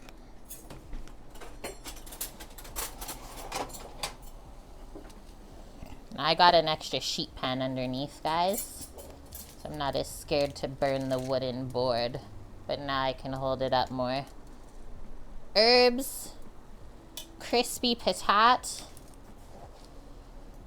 It's like crispy on the outside, but then mashed potato on the inside is the best way to describe these. And all of my potatoes in the pantry started going to seed, so I just thought I would kind of meal prep them like this so that they didn't do that anymore.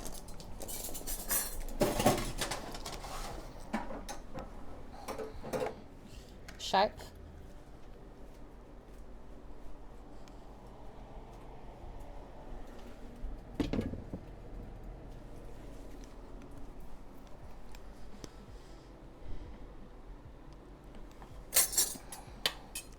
That is lunch/dinner.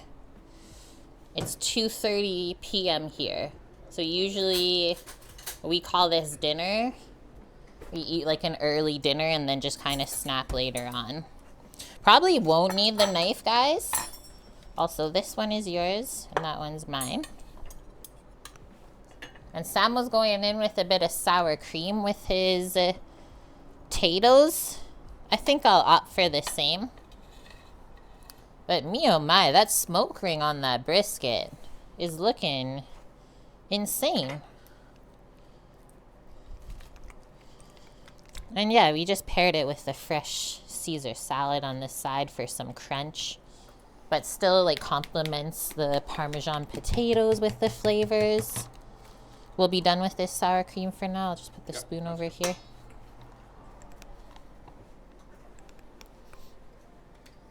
Yeah, there's the recipes, guys, if you want to cook this for yourself at another time. And then if you've not been here before, I've been streaming cooking on Twitch since 2018. And we have a Discord channel with those almost 7 years now worth of recipes in it, if you're somebody that does like to cook all the time.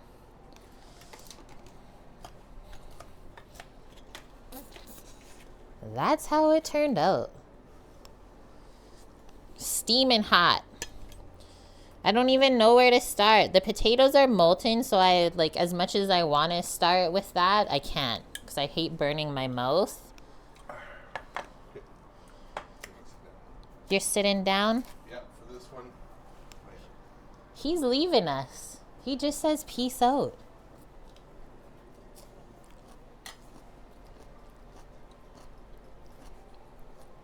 Yes, Electra Owl. Do it up. Greek. Compound butter tomorrow on the ribeye. That sounds perfect, dude. I hope it turns out really good. Okay. I'm getting in another piece of this brisket. Maybe I'll change this now since Samo left me. See how this cuts? Like, you don't even really need a knife. If I had 2 forks, I could just pull it apart. I guess if I had more room on the plate, I could just cut it with my fork. So that's a good test of how your brisket's cooked.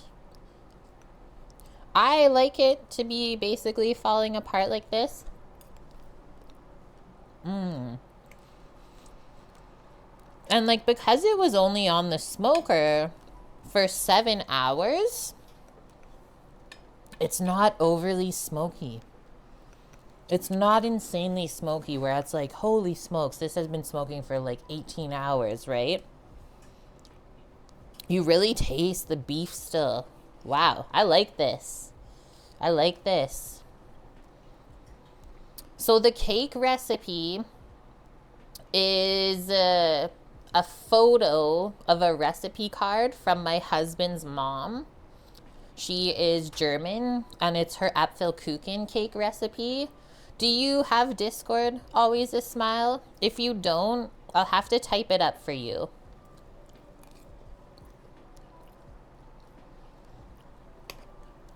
Okay, we got the meat. Mary says now potatoes. I'm going for this piece that's like a little bit of parm.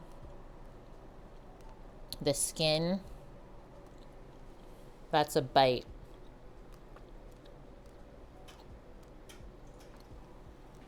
You brought pizza to your mom tonight in hospital? How happy was she, Mickey? I'm not even gonna go sour cream with this.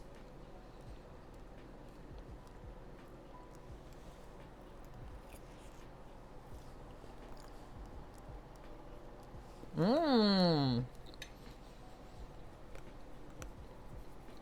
I think they need more salt. I was kind of worried with the Parmesan because it can be salty. No. It's good. Did you get a perfect salty kind of meat thing like that? Awesome. It's good, guys. Oh, he brought pizza in because his mom is in the hospital. Thank you for clarifying, Bob.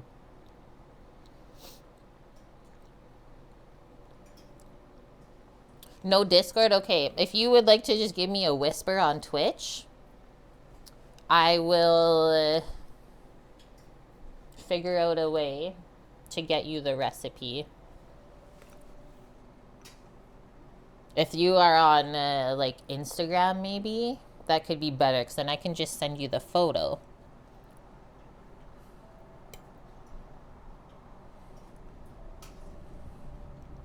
Samo's loving it.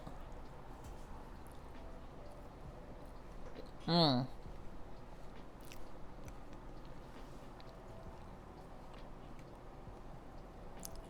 This is also the fatty side of the brisket. You can really tell how much it rendered out in the sous vide before we smoked it.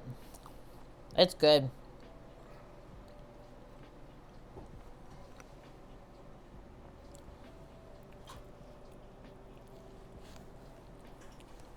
It was a big bite.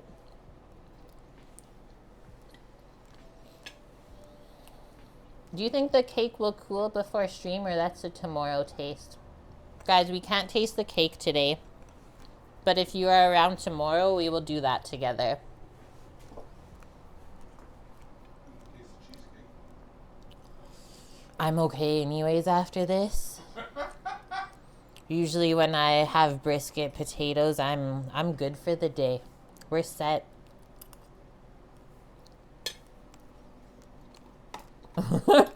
Cookie. That's it. Put your stretchy pants on. I ain't got no wine.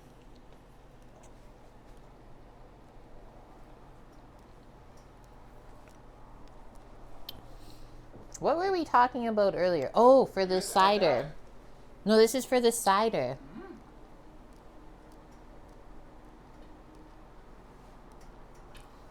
A maple liqueur,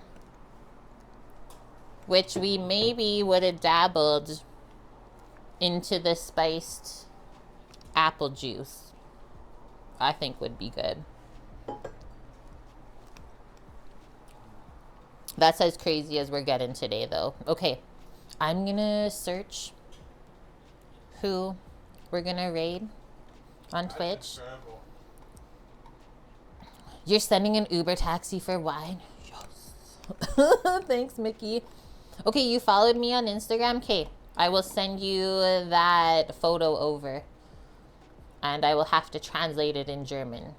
So maybe give me a moment to do that. Thanks. You think my kitchen is pretty? It is simple, but it's workable. And I think that's what matters most. Oh, no. Cookie lost all of his bones. Okay, who do we got streaming right meow? Where are we going to bring everyone? We already had 2 awesome raids today from 2 people that I adore a lot on Twitch. Chef Steve 330, as well as Floating Cozy.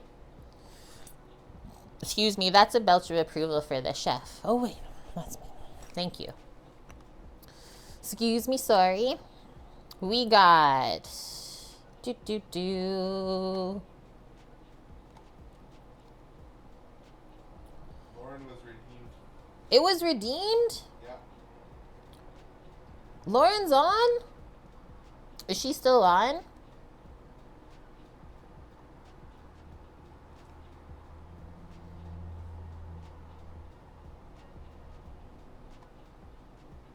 Yep. She is? Well, then that's happening. Okay, guys, we're gonna go raid one of. We're paddling through New Hampshire. Oh, waters. beautiful. One of my favorite community members, also, like, just a friend that I have made over the years from meeting on Twitch, and now it's been like 5 years down the road. She's out paddling. Is she with Luna? Probably. She's out paddling in New Hampshire. She does IRL streams. Her name is Lauren. But the water's like glass right now. It looks beautiful. I have a crap day of weather here, so I'm gonna go escape to where Lauren is at right now, because apparently it looks beautiful. The water is like a sheet of glass. Okay, I'll be back tomorrow. I start streaming at 11 a.m. Pacific if you guys would like to join then.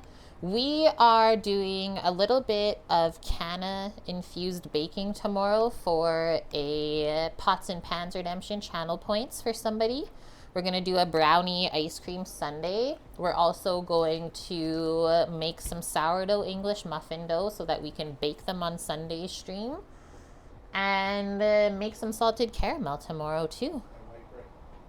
And Sam wants white bread too, so we got a lot of baking, I guess. I didn't add that one on the list, but I will now.